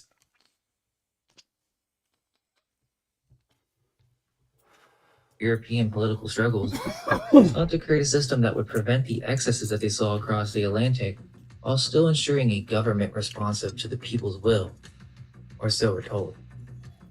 Because as we delve deeper into these elite-controlled factions, an intriguing connection emerges with the rise of Freemasonry. The first Grand Lodge of England was established in 1717, at the height of the Whig and Tory rivalries. Notably, many prominent Whig politicians were Freemasons, including Sir Robert Walpole, often considered Britain's first Prime Minister. Some historians suggest that the Whigs, with their emphasis on progress and reform, aligned more closely with Masonic principles of enlightenment and brotherhood. In France, Masonic lodges became hotbeds of revolutionary thought, attracting intellectuals who would play later key roles in the French Revolution. Wait, are you talking about those same Masons in France that were just arrested for running a military hit squad? Is it those same French Masons? Oh yeah, the same ones that were allegedly maybe connected to Candace Owens, allegedly. You know, the ones that they put a hit out on her, allegedly. Jacobins in particular have been linked to Freemasonry. We are told that the Phrygian cap was just a liberty cap. However, its roots have deep occult connections and has been associated with secret societies since ancient times. The Jacobins might just be the final act in a centuries-long plot to overthrow the old order. According to Abbé Augustin Barruel, a French Jesuit priest, the Jacobins were far more than just a radical political club. Barruel claims that the Jacobins were the culmination of a vast, intricate conspiracy involving philosophers, Freemasons, and the mysterious order of the Illuminati. A spider's web of secret societies and hidden agendas. Wait a second. We're going to have to make a little tangent real quick. Did you guys, just to put this out there, you guys know like the company Life Start? I think that's what it was called. The company that went all over the country and took pictures of all of our children in all of the schools. Even of you, probably. Life Touch, yep, that's what it's called. Yeah, Life Touch. They were in the Epstein files, too. Weird.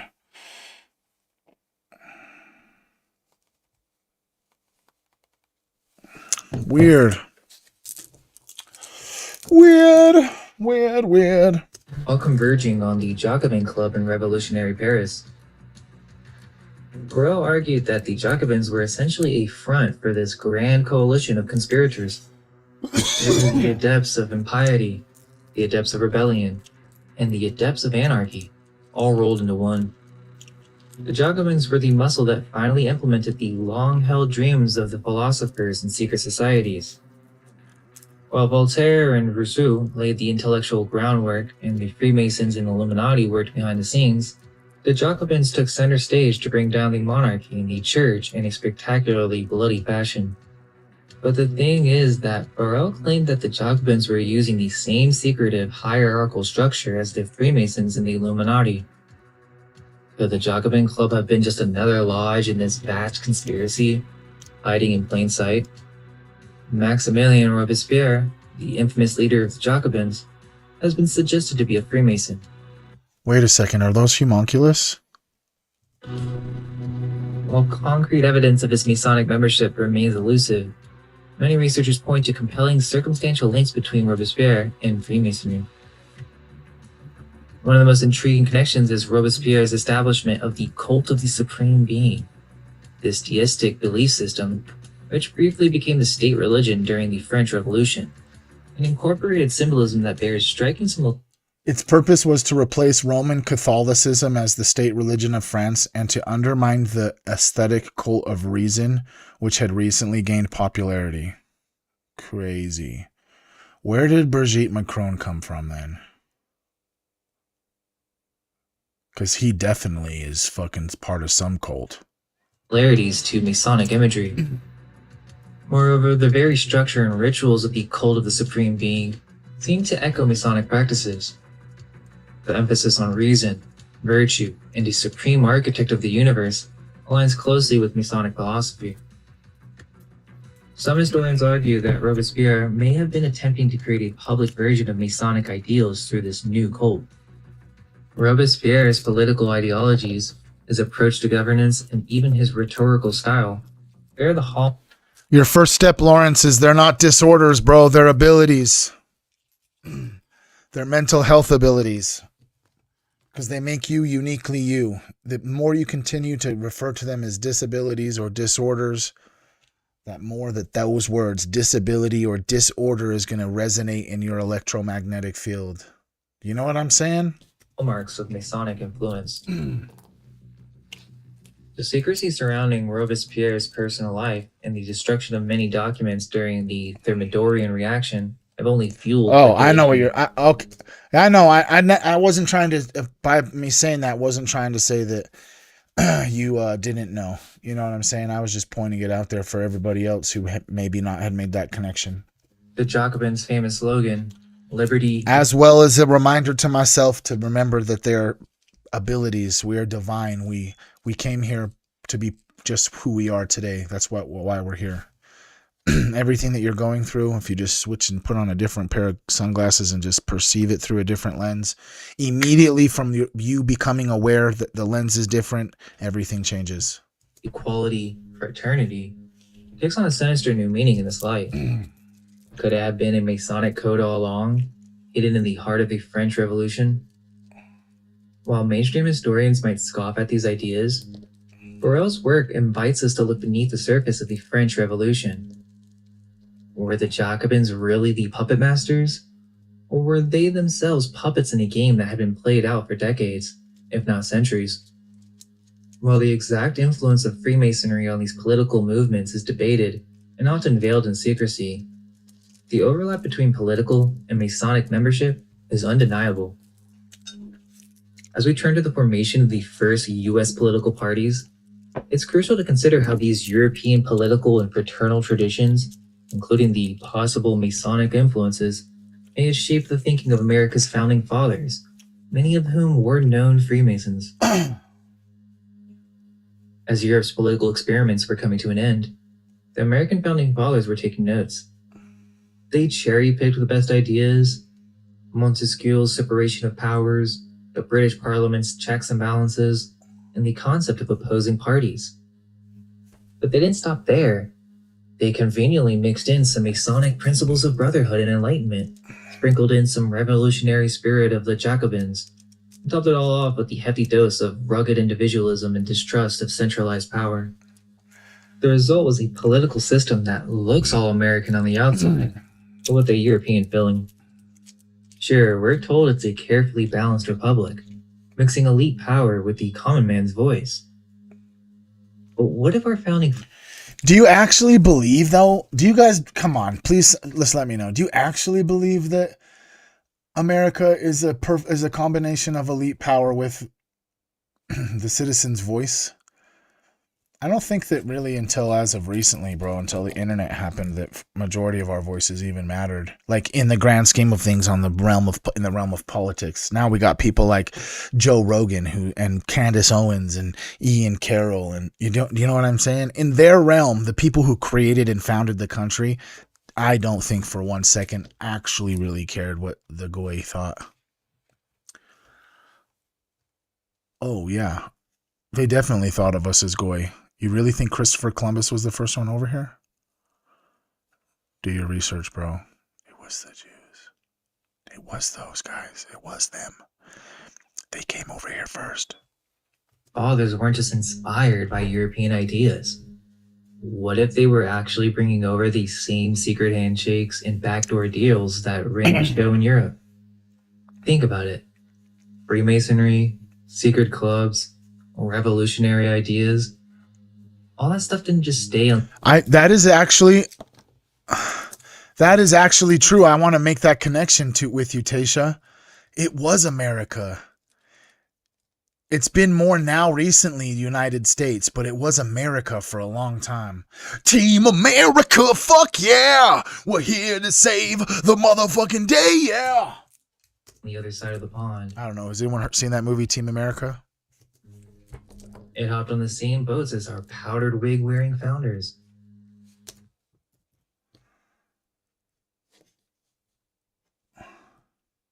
No, Joe Rogan is just a podcaster in America. It hopped on the same. Yeah, Joe Rogan's just a really popular podcaster. Same boats as our powdered wig-wearing founders. So we gotta ask ourselves, did they really cook up this new system from scratch? Or were they just setting the table for these same old power players, just with a new menu? Just with a new menu. I have slow. To be honest, if I could just bring you in real close, bro, I used to listen to Joe Rogan a lot, bro. And unfortunately, there are certain conversations that need to be have that he has specifically, individually, I believe, in my opinion, fell short in answering it how it needed to be answered. And he answered it very particularly so that he wouldn't get backlash, potentially when he was talking to Theo Von about Israel, and about Gaza and the genocide. I just genuinely don't believe that he really did justice for himself, showing that he wasn't paid for and bought, and that by now, I hate to say it, but maybe is like a monitored op, bro. If that makes sense, bro. But I don't necessarily think he's an op, but if you can't just acknowledge what's happening in the Middle East is evil, then you kind of are an op. You're an op for the devil, bro. Because it's completely obvious to everybody that's human that what's going on over there is not what it seems, and the genocide in Palestine is horrific.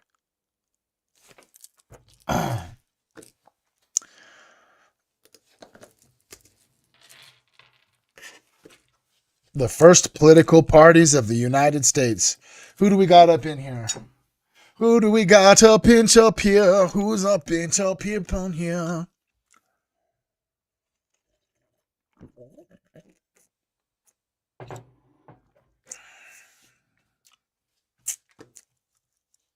I see you. What's up? It's the lizard people. They're lizards. They are lizards. The lizard people.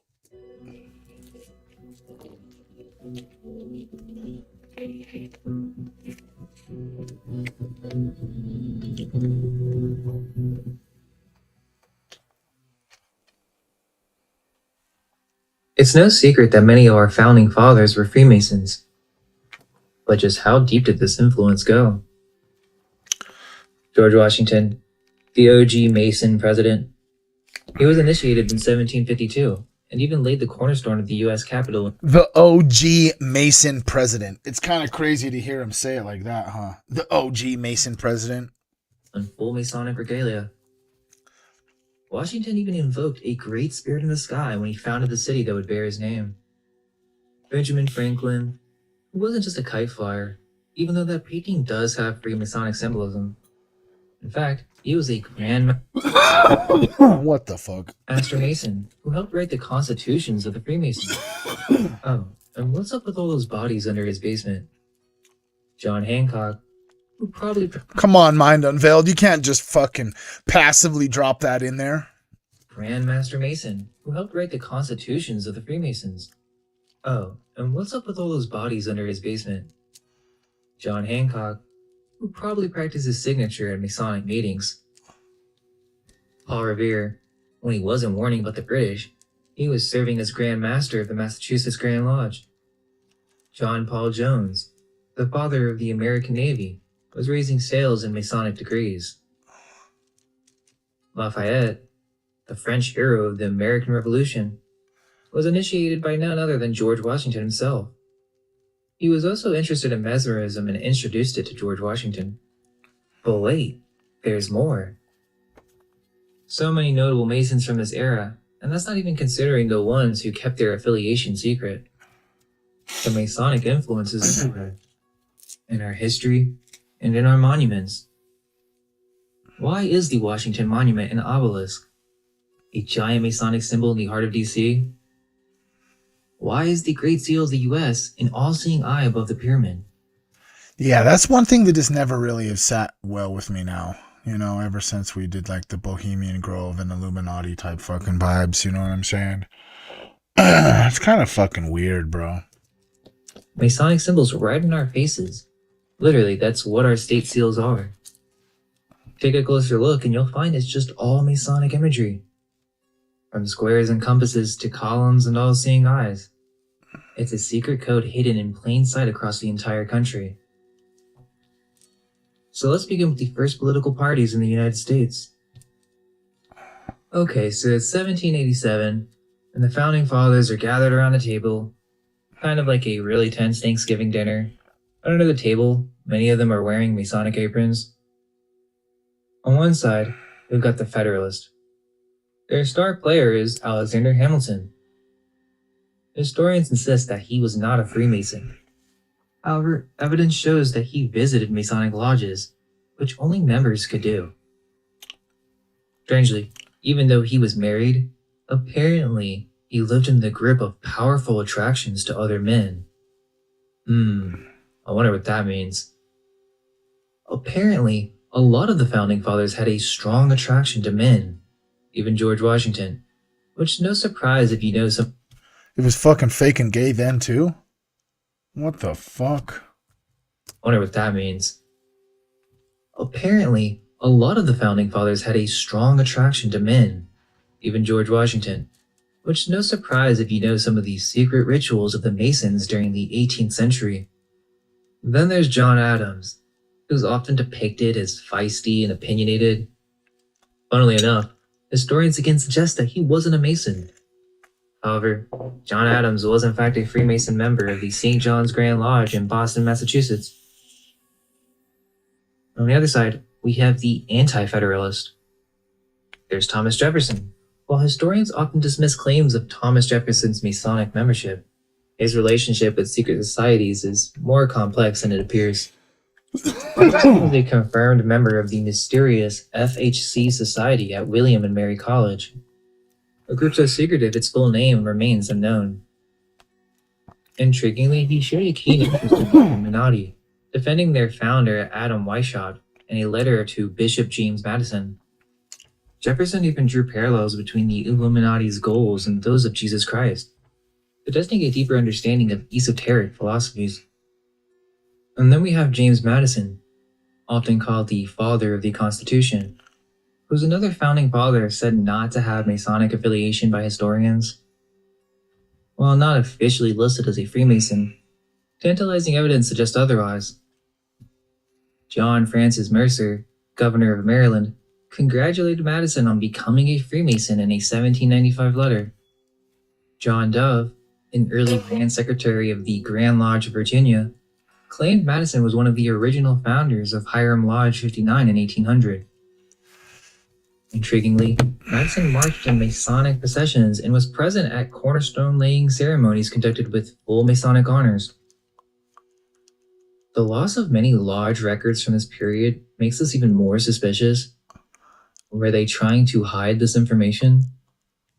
Okay, so we have the Federalist and the Anti-Federalist. And they're basically all Freemasons.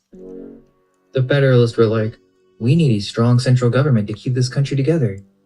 And then the Anti-Federalists were like, whoa, big government, the state should call the shots. But here's the thing. Were they really against centralization? Or do they just want a different kind of order? Why is it, bro? Why is it that right when he starts to get somewhere and get intense, all of a sudden that music hits like boom, you know what I mean? The state should call the shots. Right, you ready? But here's the thing. Were they really against centralization? Or do they just want a different kind of order? They're all fighting over who gets to be team captain for the new country, all while playing the rules that they might have learned in the lodge. This rivalry eventually evolved into America's first official political parties. On one side, you've got the Federalist Party. Their motto might as well be, "Trust us, we know what's best for the country." Because they learned in their secret meetings, right? Wow, how fucked up does that sound? I do gotta go get some more drink. I'm out of drink. Take my doggos out. I still got a little bit of ways. I still got at least about 45 1 hour. Okay. Their hobbies include creating a We're gonna just go back just a little bit. Oops, sorry. Bitty boop bop. national band and their secret this rivalry, all right. All righty then, sir. Top of the morning to you there, cheerio, mate. Hello there, governor. Top of the morning to you, huh? Yeah? I know. Dude, it's so cool to see people up in YouTube and also see people up in Twitch, bro.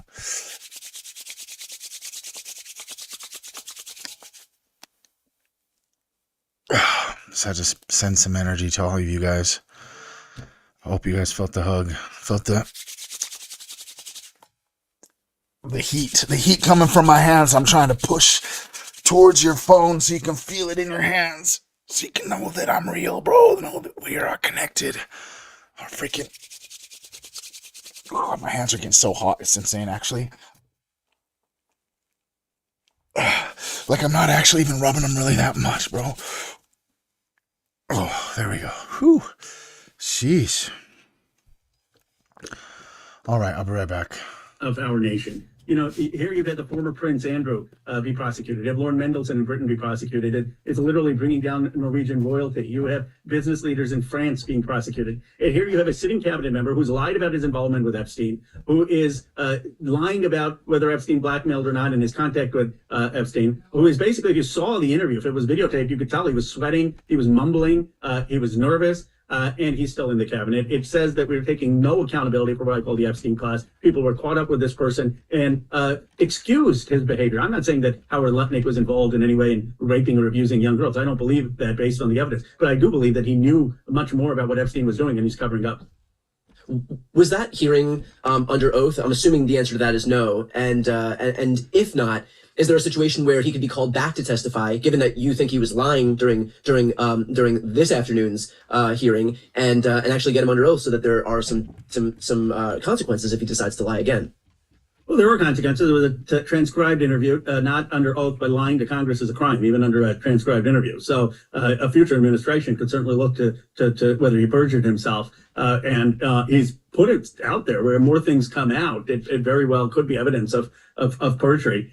We should call him again to testify to the American people because his answers are so unbelievable. Look, if he had come out and he said, I said that I never met Epstein after 2005. I was wrong. We did have this trip. I was embarrassed to disclose it. That's the truth. I didn't want to subject my family to that disclosure, and I regret it. I should have been more transparent. You know, I would have honestly come out and said, okay, he was introspective. He understood he messed up. But for him to be lying so blatantly, saying, no, I didn't mean that my family couldn't meet Epstein. I was just talking about myself being in a room. For him to be saying that, no, I didn't mean that Epstein was blackmailing people, that Epstein was video recording people. It's just a cover up. And this is what infuriates folks. People who are powerful covering up for other rich and powerful men. And the victims, the survivors are the ones who are treated as dispensable. 2 tiers of justice in America.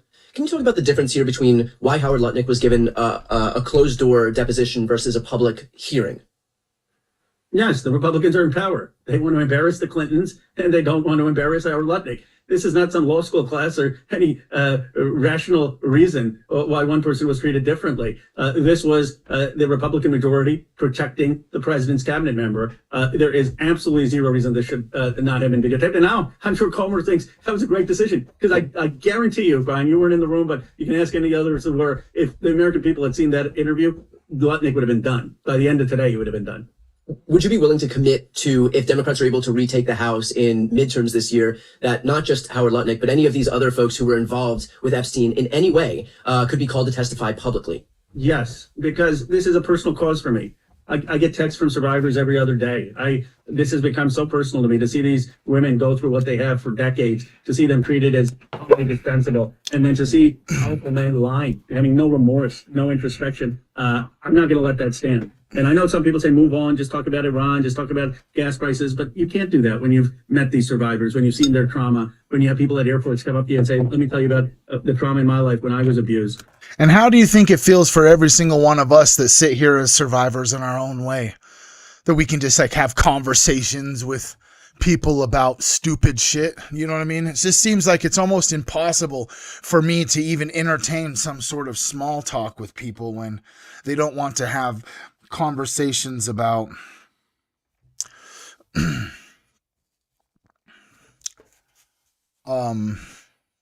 things that matter.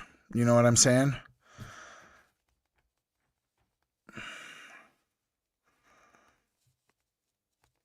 You know what I mean?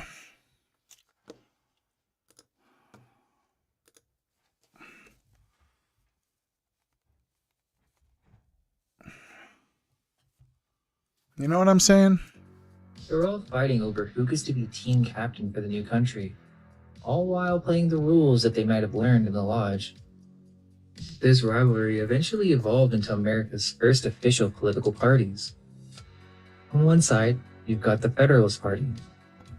Their motto might as well be, trust us, we know what's best for the country. Because they learned in their secret meetings, right? Their hobbies include creating a national bank, hanging out with rich people, and wearing powdered wigs. Oh, and of course their lodge meetings. On the other side, there's the Democratic Republican Party. At the time, it was known as the Republican Party. However, this is not to be confused with the modern Republicans. The Democratic Republican Party was a single entity that later split into the modern Democratic and Republican parties, though not directly. The Democratic Republican Party's motto was power to the people and the states. But which people? The initiated? These guys love praising farmers, criticizing the British, and using Masonic networks to spread their message. The big picture here is that America apparently started out trying to avoid political parties, but ended up creating a two-party system in a very short period of time. It seems like they intentionally invented political drama, and we've been binge-watching ever since.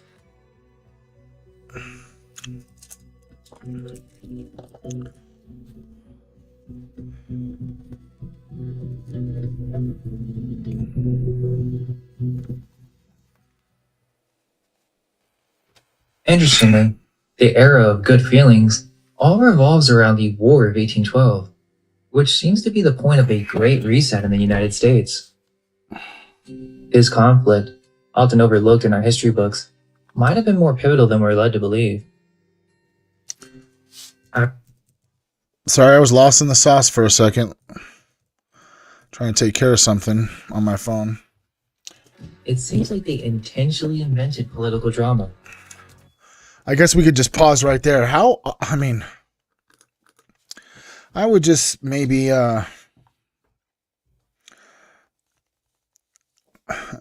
just say that this current administration is being perceived that political drama is their repertoire, if you could say. Maybe you think so, maybe not. I don't know. You tell me, let me know what's up. And we've been binge watching ever since.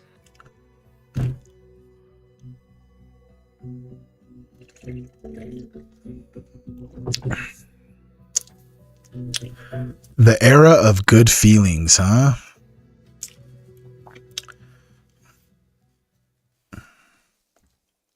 Interestingly, the era of good feelings all revolves around the War of 1812, which seems to be the point of a great reset in the United States. Yeah, okay, for maybe people who aren't here that are up in the chat that aren't in America, I've heard of the War of 1812, and I never really have done any sort of I don't know a lot about the war in 1812. I've heard about it though.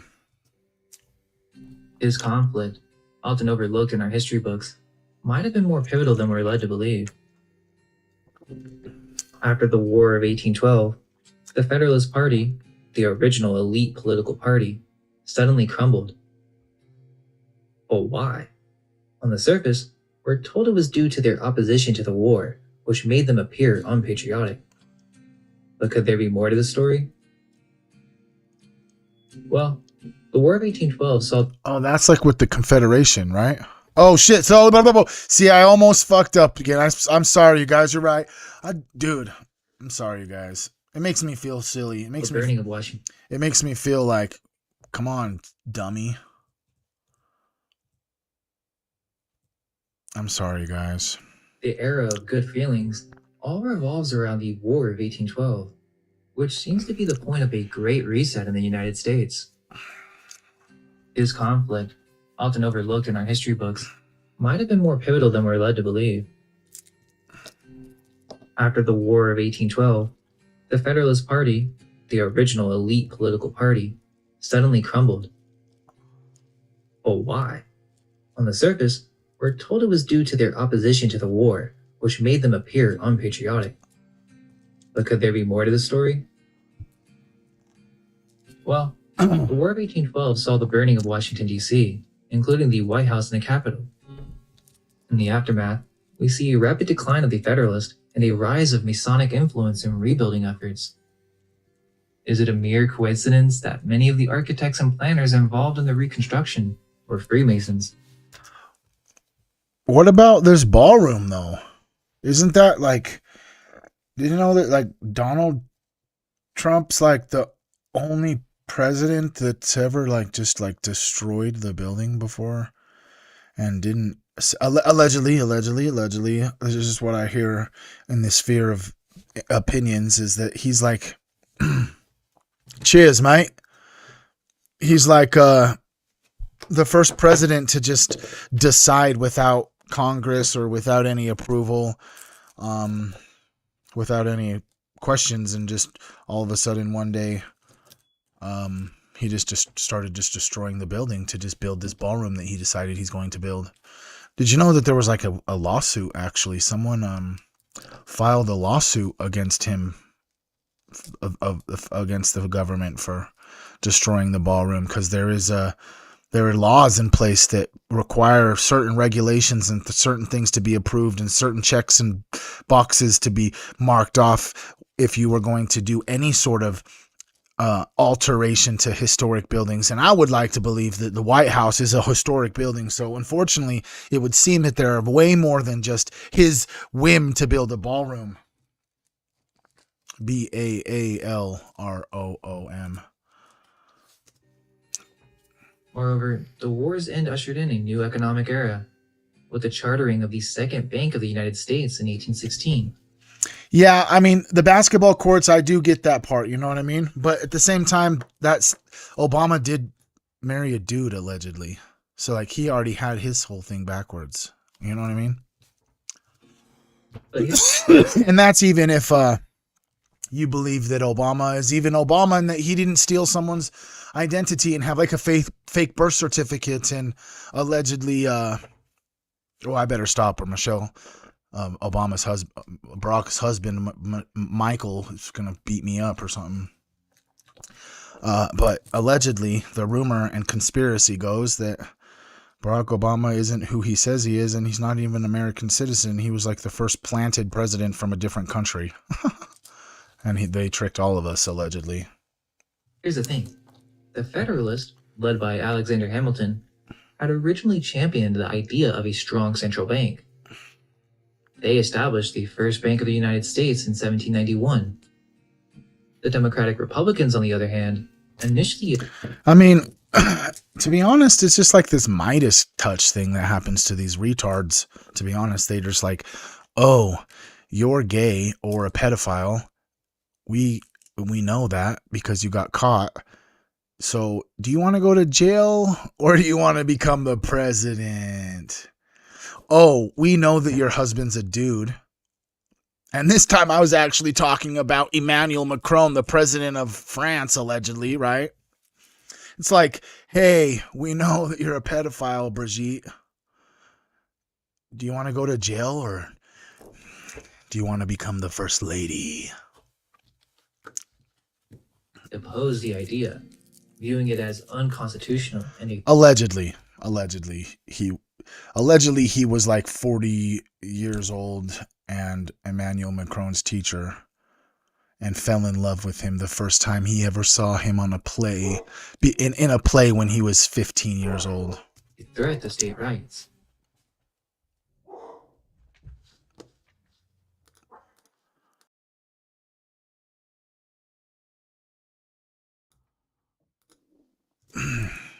Oh, we were just talking about the alleged Brigitte being a man just like Michelle Obama, or Michael Obama, I mean, allegedly.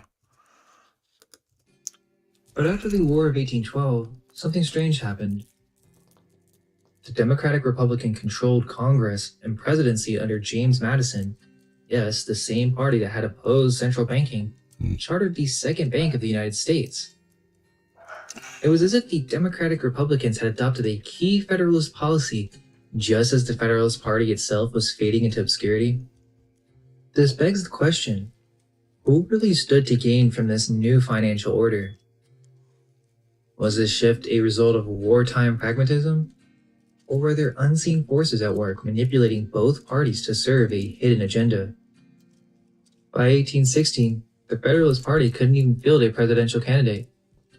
Was this truly just political unpopularity?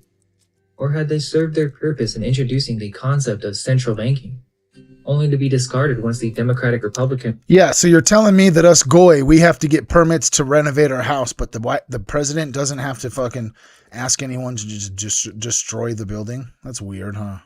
This could be brought around to the idea. The central bank was the central government. So that makes a lot of sense. You know what I'm saying? Because everything is all about this money they print that they just have an endless supply of, so they can actually just pay off anyone that they want to because they print it. Or Jeffrey Epstein allegedly created Bitcoin, something like that. But it just seems more and more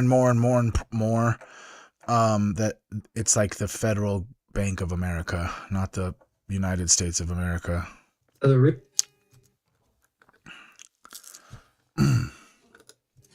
The central bank was the central government. So the real story of the Federalist decline, the Vanguard, BlackRock, all that. Democratic Republican shift on banking policy, and the subsequent era of good feelings may be hidden in the shadows of secret societies and backroom deals.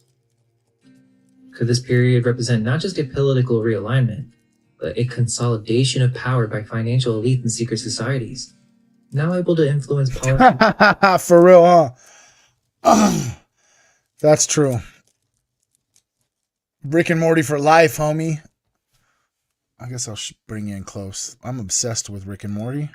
So much that I got him tatted on my fucking arm, dude. He's not finished yet, but Rick Sanchez face, trippy drippy face, Rick and Morty for life. My kids have watched every episode with me. I love it. The new season's coming out, dude, in like freaking, what is it? Like 22 days, dude. May 29th, bro. I'm so excited. That's like the only TV I watch is like Rick and Morty, bro. Regardless of which party, any period represent not just a political realignment, but a consolidation of power by financial elite and secret societies, now able to influence policy regardless of which party held power. After the War of 1812, the Federalists and the Democratic... You know what? The kind of stuff I watch. See? Woo, I almost caught you. We almost missed up right there, bro. I almost hit you with another no watchy. I caught it this time. It was only about 15 seconds, player, but I caught it this time. But the only TV I really watch, bro. I fixed it. Can you see it now? Please spam the chat with eyeballs if you can see it now. Okay. The only type of content that I really watch, bro, is dead ass. People I learn things from, and then those same individuals talking to other people. That's pretty much what I watch. Like podcasts, you know what I mean? I think that there's an artwork that has been formed by the humankind of conversation. Why do you think podcasts and stuff like this actually probably get so fucking big? Is because it's like going to the zoo, bro, when you get on YouTube or you get on one of these streaming platforms. Is like you get to see something that you never get to see. Human conversation. Holy cow. You know what I mean? Chat is slow and laggy. Chat is slow and laggy. Everyone just hit the third eye chat. Let's see how fast it goes on the screen. But I genuinely believe, there we go. I gotta go fix my dogs.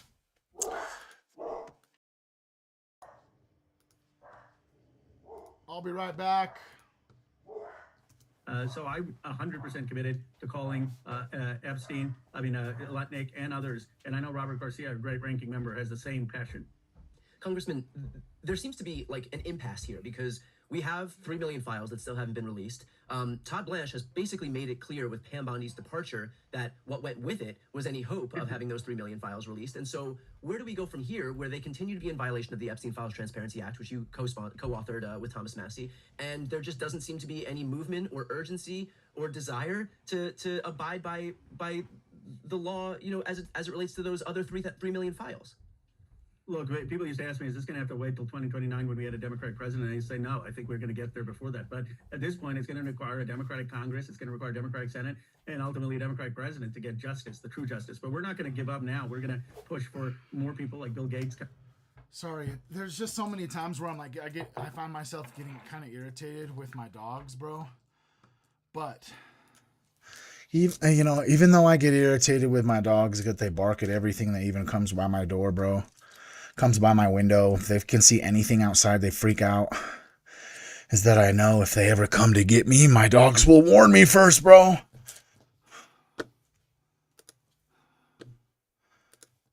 Belief in secret societies, now able to influence policy regardless of which party held power. After the War of 1812, the Federalists and the Democratic Republicans essentially merged, ending the first party system in the United States. As the second party system emerged in 1824 to 1828, the Democratic Republican Party split into 2 factions. The Jacksonian faction, which evolved into the modern Democratic Party in the 1830s, and the Henry Clay faction, which was later absorbed by Clay's Whig Party. A holiday gift for sucking wigs. That's what it says on the bottom. A holiday gift for sucking wigs. We'll delve deeper into these new parties shortly, but it's crucial to note that before the second party system could fully take shape, another significant political entity emerged. Between the decline of the first party system and the rise of the second, a unique party formed that would... Doesn't it just seem weird that if this was a political picture, like what if that dog thing is real? You know what I'm saying? Or whatever it is that's riding his back. What if it's like symbolism that fucking weird dog human thing was a real thing? What if that was like what their brazen head was at the time, you know what I mean? I don't know. I'm just speculating. Would shake the foundations of American politics. The Anti-Masonic Party. The Anti-Masonic Party and Aphrodite. Alan, what's up, G? This video is called Politics Unveiled, Anti-Masons, the Occult Government, Puppet Show, the Etadorf Pa.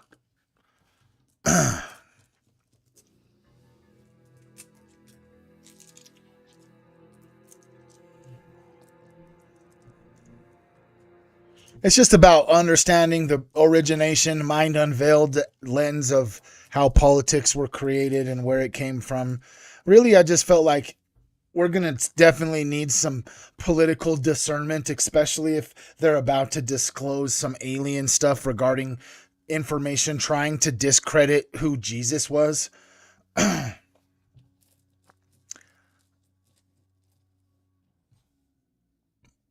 So I just felt like it was necessary for us to understand how it all works. You know what I mean? Facebook, what's up? Michael Jacobson. Oh my gosh, Michael's in the house. Let's go. What's up? We're learning today on the stream about the anti-Masonic party that originated in the founding of our country, and then Aphrodite as well. Michael Jacobson's in the house. Love you, bro. Thanks for coming in here, bro. Interestingly, modern Freemasons often point to this period as the origin of many conspiracy theories about their organization secretly controlling government. Are you a Mason? That seems fucking weird as fuck, huh? Are you a Mason? Please hit the like button on the way in. Please hit the follow button if you're new here. We talk about all the stuff that everybody has questions about. That it seems as if there's only maybe, I don't know. Doesn't seem like a lot of people want to even talk about this shit, because inevitably you probably increase your chances to get Charlie Kirked, but you know, bravery inspires bravery.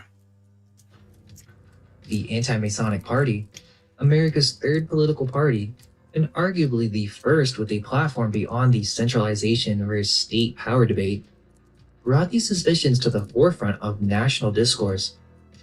Their distrust of Freemasons was unequivocal and formed the core of their political identity. That's Baphomet, right? That's weird. Isn't that like a Baphomet's got so much symbolism? You could think of him as the devil. You could think of him as above, so below. You could think of him as a homunculus. Yeah, there's so much things that come to mind when I see Baphomet, but when you see Baphomet in the lens of Freemasonry, it all just kind of makes sense, you know? However, the anti-Masonic movement itself was not without its own controversies and suspicions. And then you got like the fucking double-headed phoenix symbolism over there. You know what I mean? You got the all-seeing eye at the top, bro. I'm just telling you, since we've been doing this streaming thing and watching documentaries and learning about the occult and actual magic and alchemy and real history, or at least allegedly it's called alternative history, I'm able to actually look at these images, bro, and I see so much different shit. You know what I mean? Just elements. This chapter of American history marks a crucial turning point, where secret societies, like maybe not a lot of people take this into consideration, but you can see the skull and bones at the bottom of that dude's head, which was a secret society very prominent in Harvard University. And then you can also take into consideration their obsession with blood, and that's or sperm.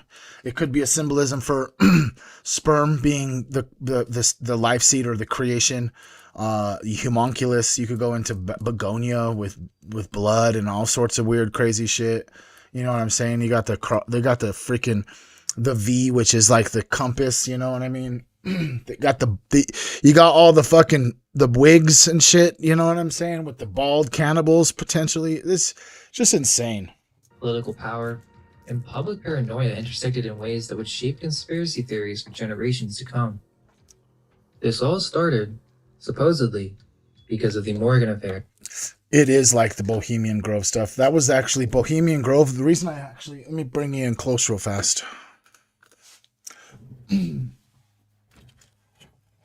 That's the reason why we have this here, is because the first stream that we did, YouTube, I've only been streaming for a few days, but Twitch, I've been streaming for about 3 months. We actually watched a documentary that really just deep dived into Bohemian Grove, which is a legend now. All of the people from Bohemian Grove have probably passed away or close to pass away, and their children definitely have just went to different secret societies. Maybe they're part of, they're on the board of Vanguard or BlackRock, or maybe they're part of the Trilateral Commission or the Bilderberg Group.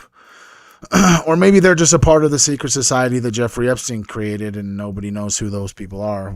We know about who some of them are, but we don't really know who all of them are. You know what I'm saying?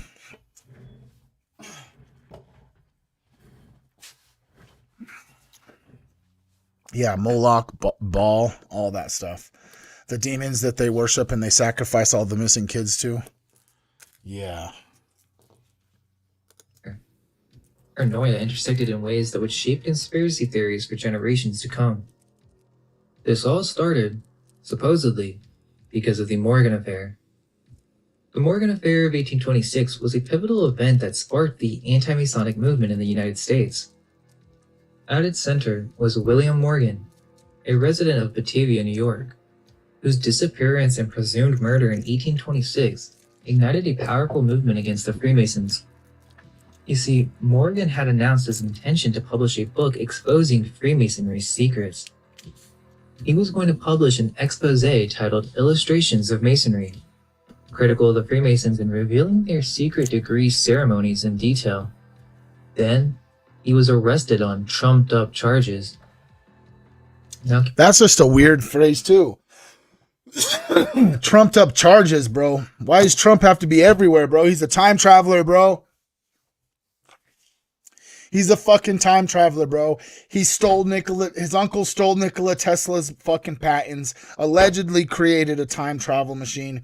Baron Trump and the time traveling book and all this weird ass Simpsons fucking shit. You know what I'm saying? He's a time traveler. Time travel is real, bro. keep in mind, William Morgan was a Freemason himself. He was a former member of the Eastern Star Lodge, and even attempted to form a Royal Arch chapter in Batavia, but was rejected by local Masons. It was this that led him to retaliate, and supposedly, he threatened to expose all of Mason's secrets. However, the strange part about this is, then why would you collaborate with a news publisher, David Miller, in order to announce that you're going to be doing this? Seems a little suspicious. Because, immediately after this announcement, Freemasons took immediate action against Morgan and Miller. Apparently, they attempted to burn Miller's newspaper office, and then Morgan was arrested on charges of theft, which was widely believed to be fabricated. On September 11, 1826, Isn't that's exactly how Joseph Smith died, actually. It all had to do with politics, because Joseph Smith was the mayor of Nauvoo, the place that he created of Mormons after they continuously got kicked out of everywhere they went. Wait, aren't the Jews like that too, though? Don't they get kicked out of everywhere they went? All the way back from fucking ancient Ireland and shit, and the Phoenicians? But anyways, the Mormons got kicked out of everywhere they went. And Joseph Smith, the founder of the Mormon religion, was actually the very first presidential candidate to ever have an assassination attempt. He was actually the very first presidential candidate to be assassinated, actually. Morgan was arrested for supposed non-payment of a loan and allegedly stealing a shirt and a tie. On September 12th, 1826. But the reason he went to jail is because he tried to start a newspaper and shit, and then there was a newspaper that he was like infiltrated into the media and the aspects of newspaper, and then when he was running for president, there was a paper mill that was printing papers allegedly that were, and this is not allegedly, but they were printing anti-Joseph Smith propaganda, and Joseph Smith's Mormon Mafia. You look that up if you don't know about it. Literally went and burned down the paper mill, which is infringement on free speech. And so then he ended up going to jail. And then the people that owned the paper mill went to the jail and killed him. 6. Morgan was released from jail by 2 men claiming to have paid his debt. He was last seen being forced into a carriage. This caused an immediate uproar. Love you, Porter. See you later, player. And despite extensive searches and a substantial reward offered by Governor DeWitt Clinton, no body was ever found. And keep in mind, Governor Clinton was himself a Grand Master Mason. Clinton. That just seems so sus to me. Grand Master Clinton. Could he be related to Bill Clinton? I did not have sexual relations with that woman. Yeah, you did, bud. Oh, you hit the weed too, player. A Morgan affair ignited widespread anti-Masonic sentiment. Which is even crazy because I was like posting videos about the Clintons actually like 6 months ago. And then Monica Lewinsky all of a sudden liked one of my Instagram posts and it tripped me the fuck out, bro. Yeah, that Monica Lewinsky. She didn't like the post that was about the Clintons. She liked like a little positive meme I posted, but it was way too close to Clinton stuff. You know what I mean? It was fucking trippy, bro. In the formation of That's the shit that keeps you up at night. The anti-Masonic Party in 1828. I think I might even have the picture. Let me just pause real fast. Because I did take a picture of it because I was blown the fuck away. There it is. There it is. There it is, boys. There it is, boys. Let me get that up and nice and close for ya. Monica Lewinsky liked your picture. I could probably actually even just put it up on the big screen for y'all to see. Because it fucking was weird, bro. It was fucking weird, bro. It was fucking weird, bro. It was fucking weird. It tripped me the fuck out. And this was just right around the time that the first time I noticed my name was being searched in Israel a bunch. Y'all ready for this? Come over here, I guess. Just bring this bad boy right over here. Just bring this bad boy right up here like that. Boom. Who is that? Oh, yeah. That's fucking Monica Lewinsky liked your photo. Yeah, the Monica Lewinsky, bro. Right after some Epstein shit, bro. Right after some Clinton shit. Right after you just come over here like this. Watch this. Ready? Go to Google Trends. They might have changed it now after all the goyim caught on to this. Trends. You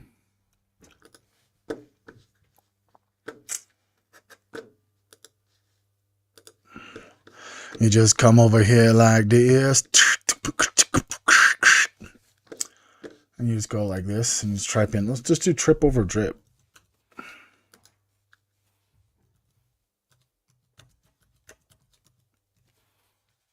And then you go select the location. And then you just come over here like this and you just type in this one right here. And then you go like this and you go like the past month. Nope. Past 3 months. Oh, look at that. Wait a second. You see that? All of a sudden in May, right here. What day is this? Oh, yeah. What day is that? May 6th. The name Tripoverdrip was searched in Israel over 100 times. You see that? Let's go back. How about past 5 years? Tripoverdrip. Oh, I was also searched over 100 times in 2023. Now let's just change it right here and go like this.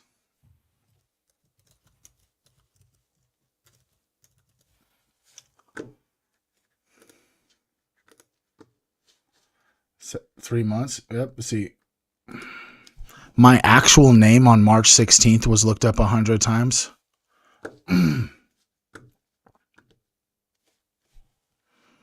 You know what I mean? Then you just really start to fucking trip off in your head and shit. You know what I mean? You really start, your mind starts to just go places.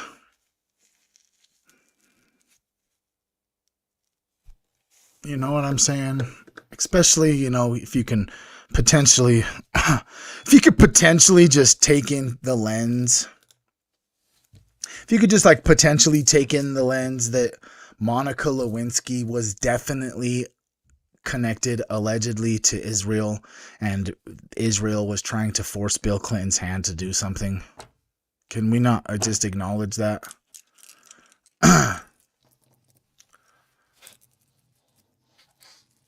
You know what I'm saying? It starts to get trippy, bro. You know what I mean? When Monica Lewinsky definitely was allegedly used by Israel to make Bill Clinton do something. Instead of telling everybody that he likes young girls, they actually just caught him in a sex scandal, trying to force his hand, probably to go to war with Iran, actually. because Israel's propositioned every single American president for the last 40 years to go to war with Iran.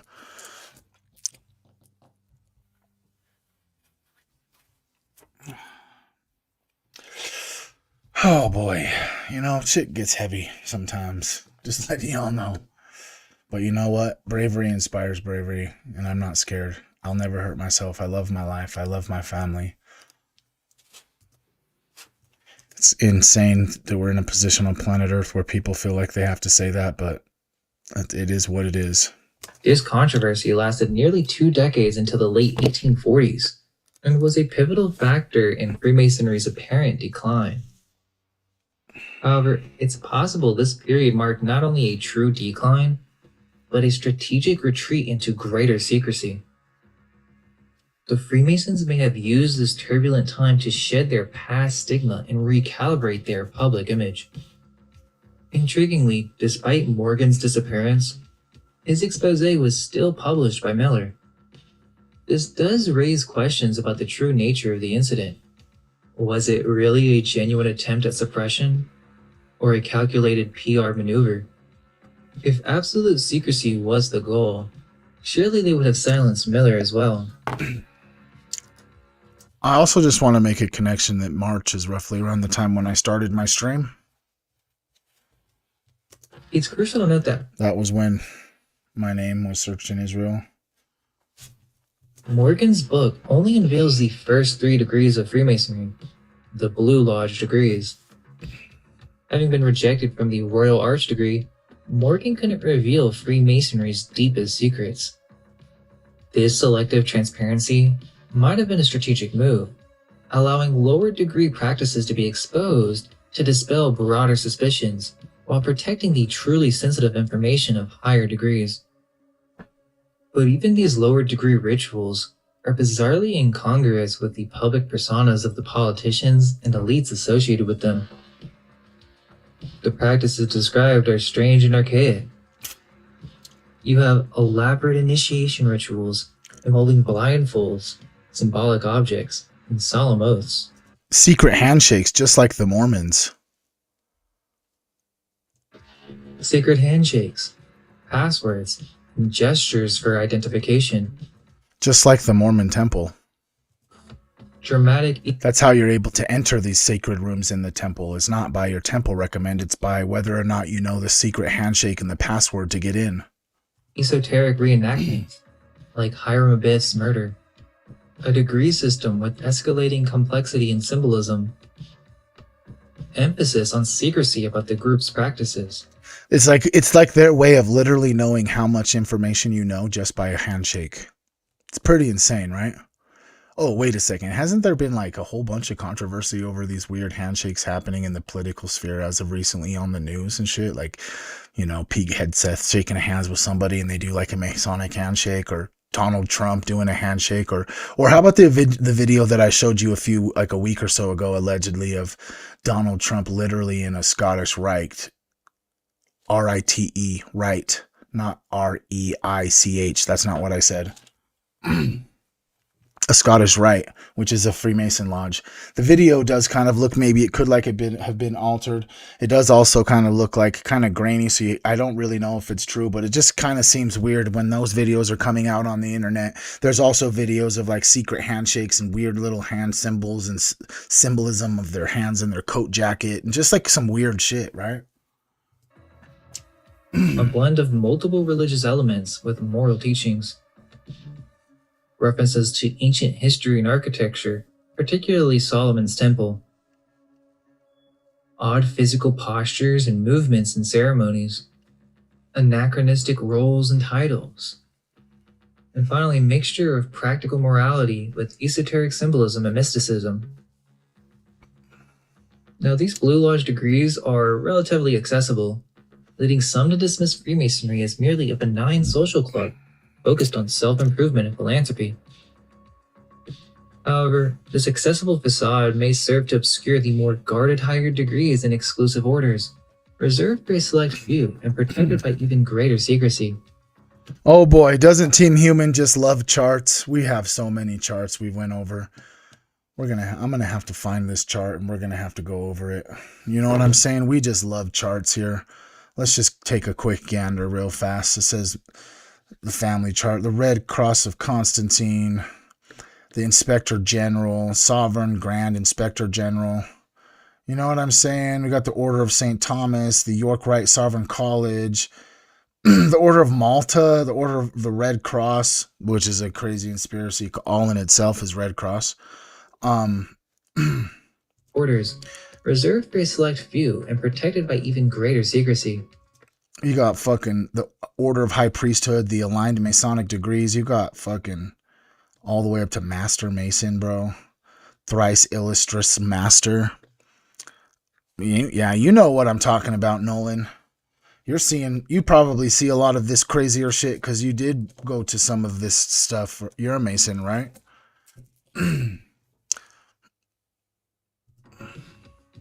The true nature and influence of Freemasonry. The High 12 International, the Tall Cedars of Lebanon, Philatheist Society,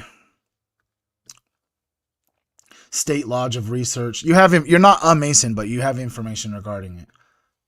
You know what I'm saying? Look, there's the Scottish Rite, like I was just talking about. May lie in these hidden echelons, far from public scrutiny.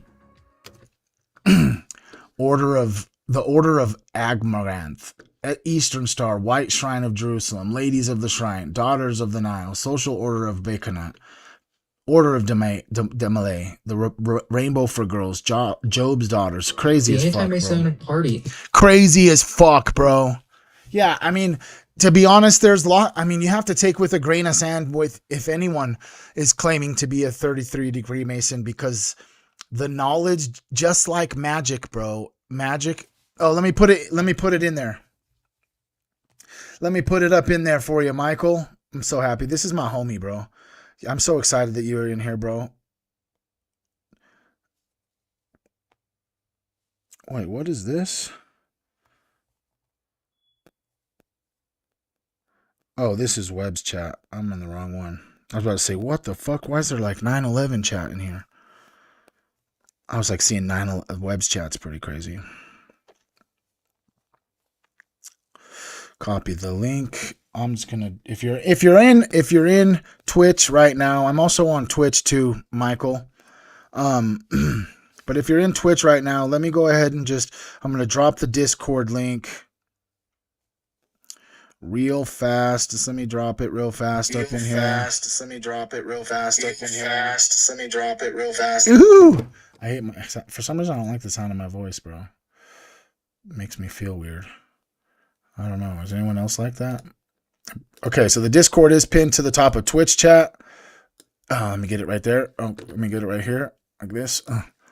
Oh no! I got it. Where'd you go? Fuck, dude. Oh, dude. Fuck, dude. Oh yeah, kamikaze dolphin videos up. Sheesh. Fucking save the dolphins, dude. Save the dolphins, dude.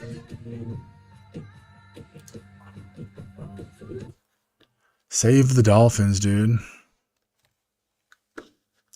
Stream manager right here. Here you are. All right, let me just grab this fucking thing. Oh, come on back. Come back here. Come back here. Control that right there. All right, there. There's the Discord. Hell yeah. Michael, bro, peep this out, bro.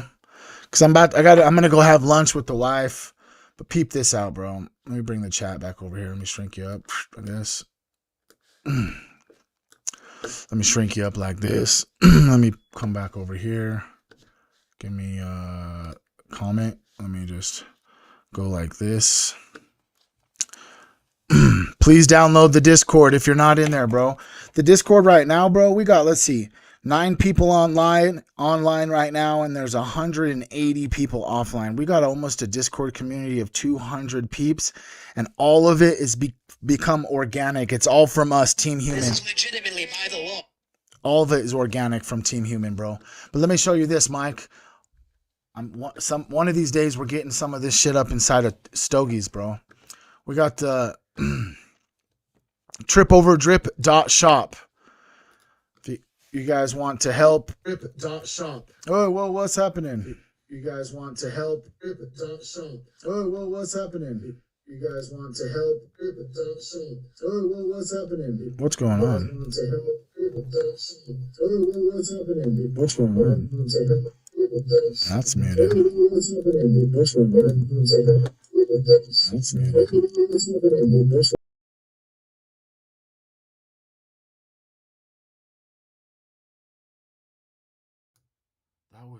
That was so weird, bro. That was so weird, bro. I can hear myself. What the fuck? That was so weird, bro. I can hear.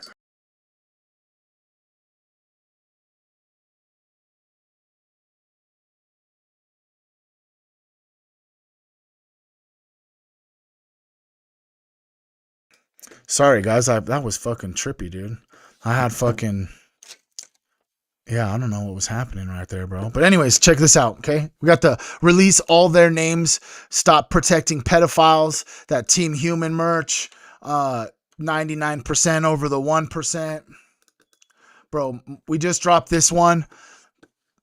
Tripoverdrip.shop. Be Not Afraid. That one's sick. That one just dropped a few days ago. We got the Biblical Eye Angel, 100% heavy canvas that's recycled from jeans. We got that I will focus my energy on what's good for me. We got the If Nobody's Told You Today, I Love You. It's got freaking I love you on the back of the shirt so all the humans that see you can, because it's just like words, right? It's these symbols. If you were to just be passing by and just look at these symbols, you would immediately interpret it saying I love you. And just what a nice message to have on the back of your shirt for every human that sees you. We've got the Team Human merch right here. We got stickers too. Team Human. We got the Awakened Bear. You know what I mean? With the bear with the third eye, with the little meditating bear on the front. We got the OG Trip Over Drip hoodie. We got this alien Trip Over Drip reusable bag, just like the other bag. It's all 100% heavy canvas recycled from jeans. Your guys' support does help tremendously. Trip Over Drip, tripoverdrip.shop. I'll drop it right here. ! Merch in the Twitch chat.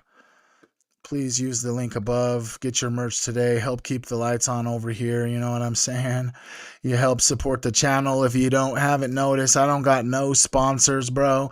I don't got no outside entities paying me. I'm making a little bit of money on Twitch. I'm making a little bit of money on Facebook.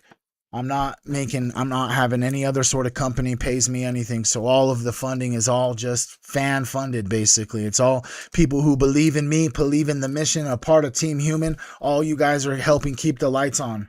All of you guys are keeping the coffee in the cup. All you guys are keeping the spiritual freaking gas up in my tank, bro. You know what I mean? So every little bit helps. Dead ass, every little bit helps. And it also, if I'm being 100% honest with you, player, dude, sometimes in my mind, bro, I just sit there and I just imagine, bro, one day what it's gonna be like, dude, to just like go out into the wild, bro, and fucking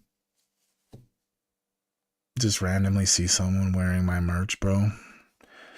I built this whole I built the foundation from the ground up. I've been traumatized and learning lessons about human experience to perfectly make it so all the experiences that I went through, no matter how fucked up, no matter how traumatizing it was, it feels good to be able to sit here and be like, fuck, man, I have like a website and I'm selling merch and I'm positively impacting people on the planet. Monica Lewinsky is liking my Instagram. You know what I mean? I've been banned from TikTok like 3 different times. It's like my 8th shadow ban. I almost feel like I'm starting to make it, bro. And then on top of all of that, I'm now just like creating a whole squad of homies, bro, that like legitimately when I come down here to fucking when I come down here to stream, bro, it's not really even work for me. I love it so much because it doesn't feel like a job, bro. I just like get to come and hang out with my friends and shit. You know what I mean? Come chat and just talk about just the craziest and most wild theories and concepts and conversations that the humans can have about things that are happening now in the past or that might happen. And it just feels so spiritually affirming every single day to get up on here. Because what am I at now? Let's see. Today's Thursday. If I stream for the next 3 days, that means that I've gotten in at least an hour stream for 3 weeks straight now. And it's just because I don't feel like I'm working, bro. It doesn't feel like a job to me. It kind of just feels like a dream sometimes. It kind of feels like surreal sometimes. And sometimes I just sit and look and just am just so grateful and just so blown away at like how my life has turned out, especially from all the things that I've experienced and the choices I've made and the path that I've carved. And I just have made it to where I am today, and I have a baseline self-love that I think that would tremendously help everybody. Shadow ban is like where the algorithm just quiets you instead of like actually outright banning you. It's like they ban you in the shadows. Does that make sense? So right now, currently, if I'm being honest, if the financial the coins that I've been getting as of recently for my energy has decreased drastically. That's why I feel like I'm shadow banned, which means they don't necessarily take my account from me. They just stop pushing it to see people where your content doesn't get seen. So if you see my stuff, please just like, share, comment, you know what I'm saying? Sub to the channel, gift some subs, you know what I'm saying? Whatever it may be in this current moment, the financial burden and stress is insane because I see numbers. I see that I go from 20 million views in 28 days to 7 million views in 28 days to like enough money to survive to like, damn, am I going to have to go to the food bank type shit? If you at any time wanted to help and just straight donate straightforward, you can always use the link that's in the chat right now. This exclamation point tip. This is if you ever feel compelled to just PayPal me some funds to keep the lights on. Speaking of which, I have 3 fucking birthdays in the next fucking week and a half, bro. All of my boys all have their birthdays in the next week. And it's insane actually how their birthdays are, because their birthdays are 2 years and 3 days apart in chronological order from oldest to youngest. So like one Cletus is born on May 10th. 2 years and 3 days later, the next youngest was born on May 13th. 2 years and 3 days later, the next youngest was born on May 16th. All of it's been happening so fast, bro. I love all of you guys. Thank you guys for supporting me. I couldn't fathom trying to do what is necessary every day. If you just don't know, you guys just I can never express into words. And that's one thing I'm usually particularly good at, is putting my emotions into words. If you haven't caught on by now, I'm pretty good at the vernacular. You know what I mean? Sometimes I trip up on my words. Sometimes my mind is racing so fast that I can't even speak accurately. But when it all comes down to it, I'm pretty good at, conversing with the vernacular. And so the emotions that I have had, I mean, granted, I'll tell you what, if you've been here since the beginning of the live stream, player, y'all have seen me cry more than my wife and kids have seen me cry. You know what I mean? You know, it's just like, it just gets so, I just feel like a community. Like I say, I'm an extrovert. I'm an introverted extrovert because I'm like a hermit and I just sit at my house and I don't really go anywhere and I don't really hang out with actual humans. But I have lots to say and I'm very outspoken and autism-y. You know, I got the stims. I be making weird noises and doing just weird things and have weird topics that I obsess over and want to have conversations about. You know what I mean? So I just really thoroughly, from the bottom of my heart, love coming up in here and chatting with my friends every day. Because I don't do it in my actual proximity very much. Because my life has been completely structured around my wife and my kids. At the end of the day, that's all that matters. And so people around me that have stuck around, there's lots of them that have stuck around, understand it. And the ones who don't have all left. And so the ones that I do still see, I still see. And the ones I don't see, I don't see. You know? And sometimes it has nothing to do with them. Sometimes it has nothing to do with me. Sometimes our boats in this astral realm are just passerbys and not something that anchors to each other. And that's okay too. Not every single person that you cross paths with is meant to stay for your whole entire life. Some of them are strictly crossing your path just because you needed to have some sort of energy transfer, whether that was emotionally or intellectually or physically. You know what I'm saying? You know what I'm saying? You heard me? All right. Who's Grandos 150 got up in the Discord. Hell yeah. Can I get a hell yeah, motherfucker? We love you all. Me and Queen Trip love you guys, all of you guys. For Rizzo my nizzle. For Rizzo my nizzle. Michael, let's go. Michael's the homie. We love you, Michael. I'm glad that you're here, bro. I feel like there's a lot of people that I'm going to start making contact with that I'm so happy that they have come over to the channel, bro, that I've known for a long time. And some people don't fuck with Twitch, and you know what I'm saying? But the fortunate for me starting the YouTube is that every single device that you purchase has YouTube on it. So most people use YouTube, hence why it's probably the biggest streaming platform and biggest digital platform there is. But guys, I gotta go have lunch with Queen Trip. I normally Thursday streams are in the evening, but I have another performance that I have to go to tonight for one of my boys at their school.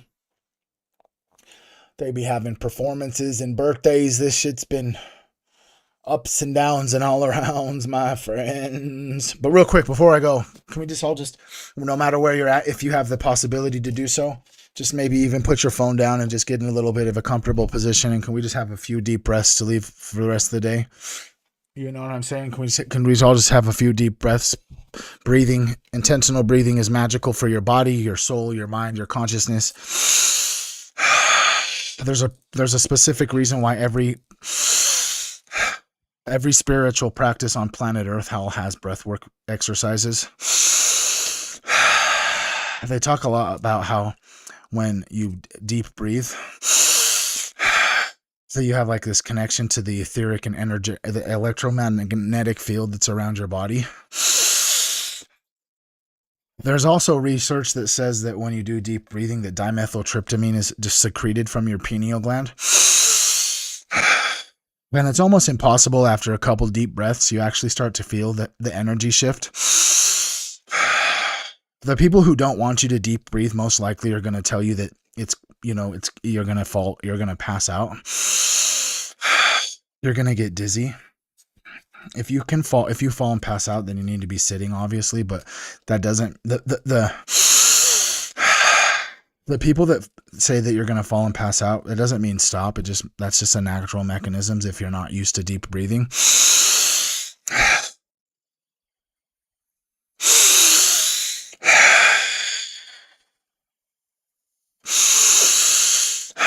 There's actually scientific research that shows when you do intentional breathing that the literal light photons on your body start to light up and you actually start to grow everywhere. We love you, Elijah. You're the generation that will come and take all of this knowledge. The shamanic work that I feel that I enter is all for the kids that will take over, that will inherit the pathway, that will inherit this planet. Every single one of us have children in our proximity, whether it's a niece, a nephew, a brother, a sister. or your own actual children. And that's one thing that they never taught me as a child, was the power of intentional breathing. That is something that is necessary anytime you want to calm down, you're mad, you're angry, you're sad. If you can take the second to just resonate that whenever of those anger, anxiety, stress, sadness, there are all actual breathing routines that your body naturally does to calm you down. When you're crying, it might sound like this.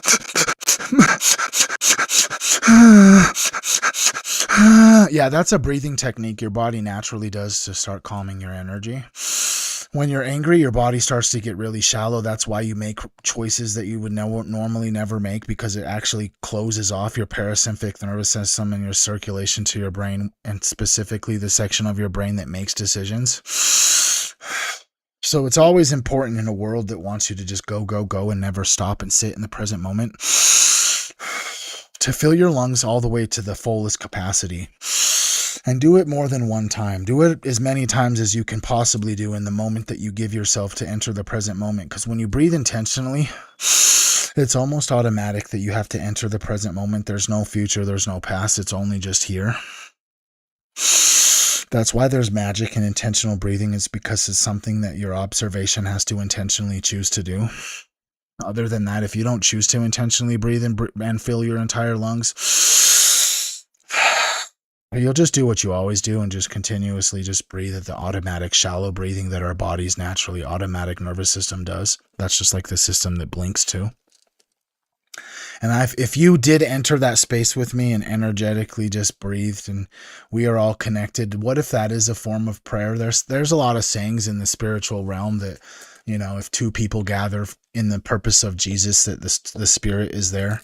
Well, if we just take out those the labels that makes people weird who are spiritual but not religious and just take it all out, that energetically, as you are listening to my voice and breathing, our cells at a molecular level, all the way at the subatomic level, enter this thing called superposition, which means that they're entangled no matter what. That means that energetically, the way that we feel all right now is the collective feeling through all of us that entered this space, because our particles are entering this thing called superposition. That means that one particle can instantaneously affect another particle, no matter the distance, without any real mechanism that we really understand. We just know that these particles are entrained, that no matter if you heat this particle up, that automatically this particle get heats up.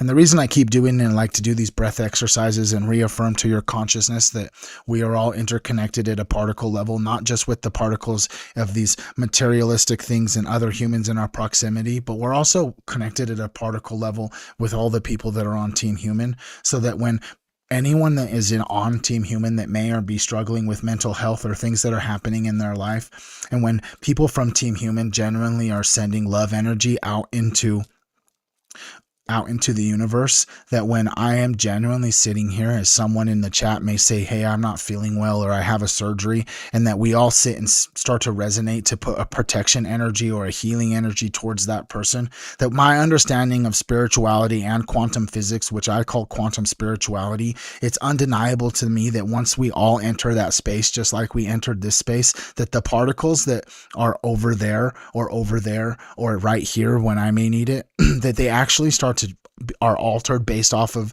the collective observation of the energy that we all enter. And with that, if nobody's told you today, I love you guys for real. Thank you all for being here. Prayer is intention ultimately. You're right. Prayer is actually the very same thing as manifestation, the law of attraction. It's all just based upon the fact that your observation is the thing that controls this entire reality, and your reality on the inside and on the outside. That's why corporations and governments and the powers that be spend trillions of dollars doing whatever they can to get your attention, because when they have your attention, they can manipulate energy. So how powerful and divine does that make you feel once you start to realize how valuable your observation is in quantum physics, and how powerful your attention and your intention is when it comes to spirituality? Why are they spending so much money trying to get it? So you can just take that power back and take that knowledge with you and just know, living day to day, how powerful your intention is. The reason The Secret or the law of attraction or manifestation works is because your attention and your observation is always in your mind's eye, if it's not physically in your proximity, always just looking and looking and looking and literally creating matter and literally forcing two timelines to come together, because your observation literally affects particles at the molecular level based off of the double slit experiment, right? I love you guys. Peace out.